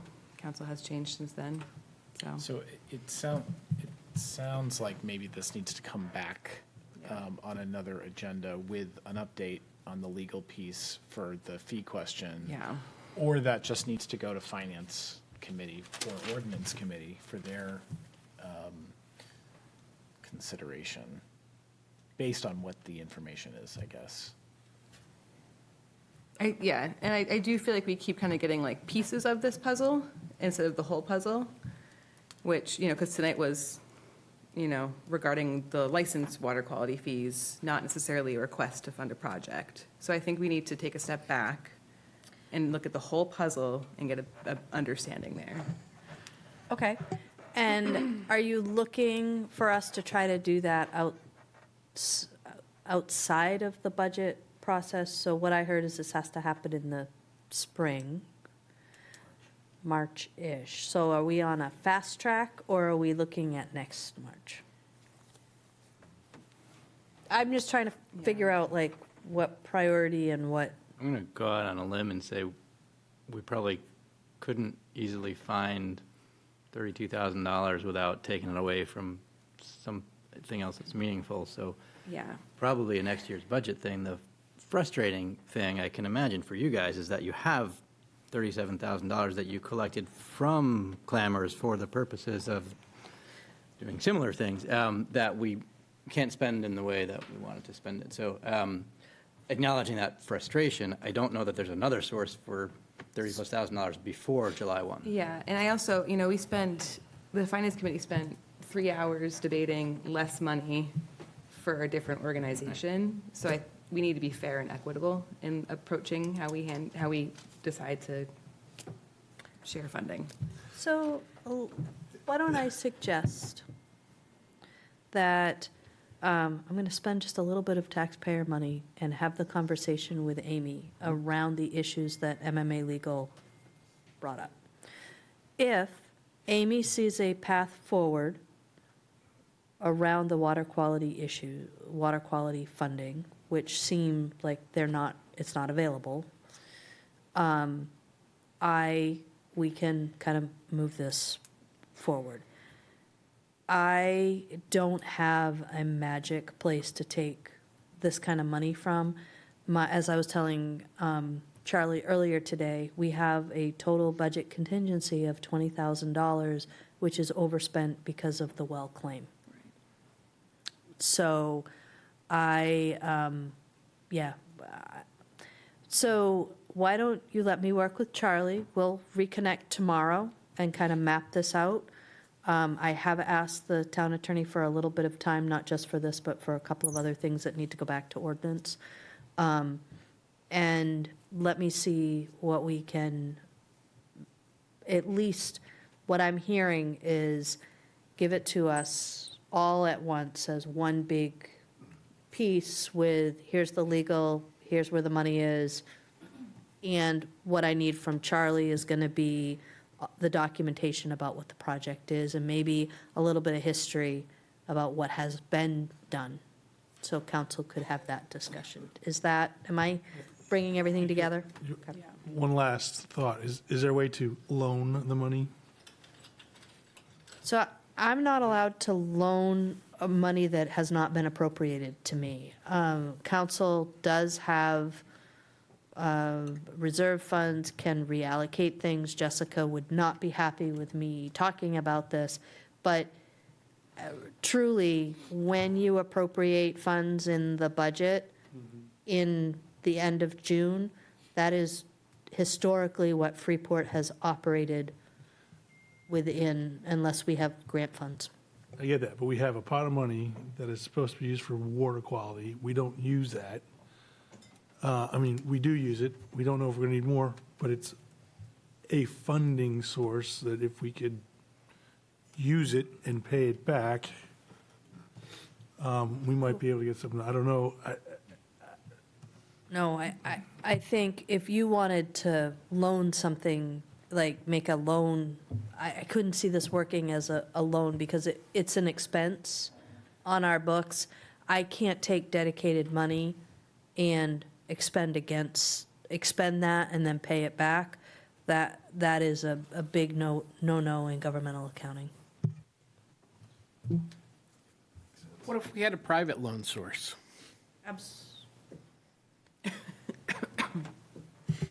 Sorry, but could you consider that too when you talk to the attorney? Absolutely, that's a good idea. Can I ask, so I think what would be helpful for me is we pitched the plan. In retrospect, I don't believe I fully comprehended the scope and the deliverables on the plan. I think we should revisit that. I think it's fair to go back to, was it GMRI that's doing the work? DEI. Okay. I think it's fair to go back to them and ask them to sharpen the pencil and say that we've got some budget constraints and see what options might be available for tightening the project. And we can look at it holistically. I think it's also an opportunity for us to get creative with how we're allocating budget resources to the Shellfish Commission, because potentially they have this year's budget. We're going to cross over to next fiscal year. They'll have another allocation. We'll collect fees if we change the fee structure. That'll start on July 1. We could inch our way closer to having an ability to fund phase 1 of the project, or, I think we can look at this a little bit creatively, and I think we should also explore a conversation with Brunswick and say, hey, we're going to be doing this. Do you have any funds that you could contribute that would be beneficial? I don't know if there's any interest. I can't speak to other communities' desire to do this. It may be a no, but I'd hate to not ask the question just because we feel like, well, I guess we have to do it ourselves. And I do think we should push the state on it a little bit and ask the question again. These are all things that I think is part of the due diligence process to then be able to stand up here and say, we're making the following decision because. But if we just say, we're not going to ask, or we either say yay or nay on our own backs, I think that's a little short-sighted. So that's just my take on it, but I do think we're missing some information, and I really would like to get clear on the plan and what it entails and what the phases are and where we might be able to economize.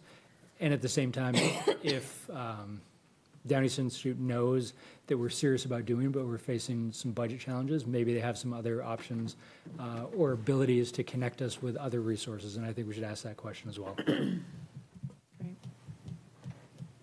Well said. All right. I think we have some good next steps there.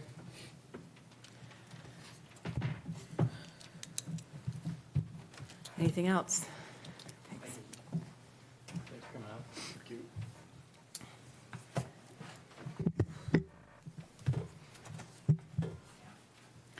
All right, well, with that, we will move on to our executive session. Counselor Sparta, could you read the be it order to get us into executive session? Sorry. No. Be it ordered that the town council enter into an executive session pursuant to 1 MRS, whatever that sign means, Section 405-6A, for a discussion related to the town manager's annual performance evaluation. Second.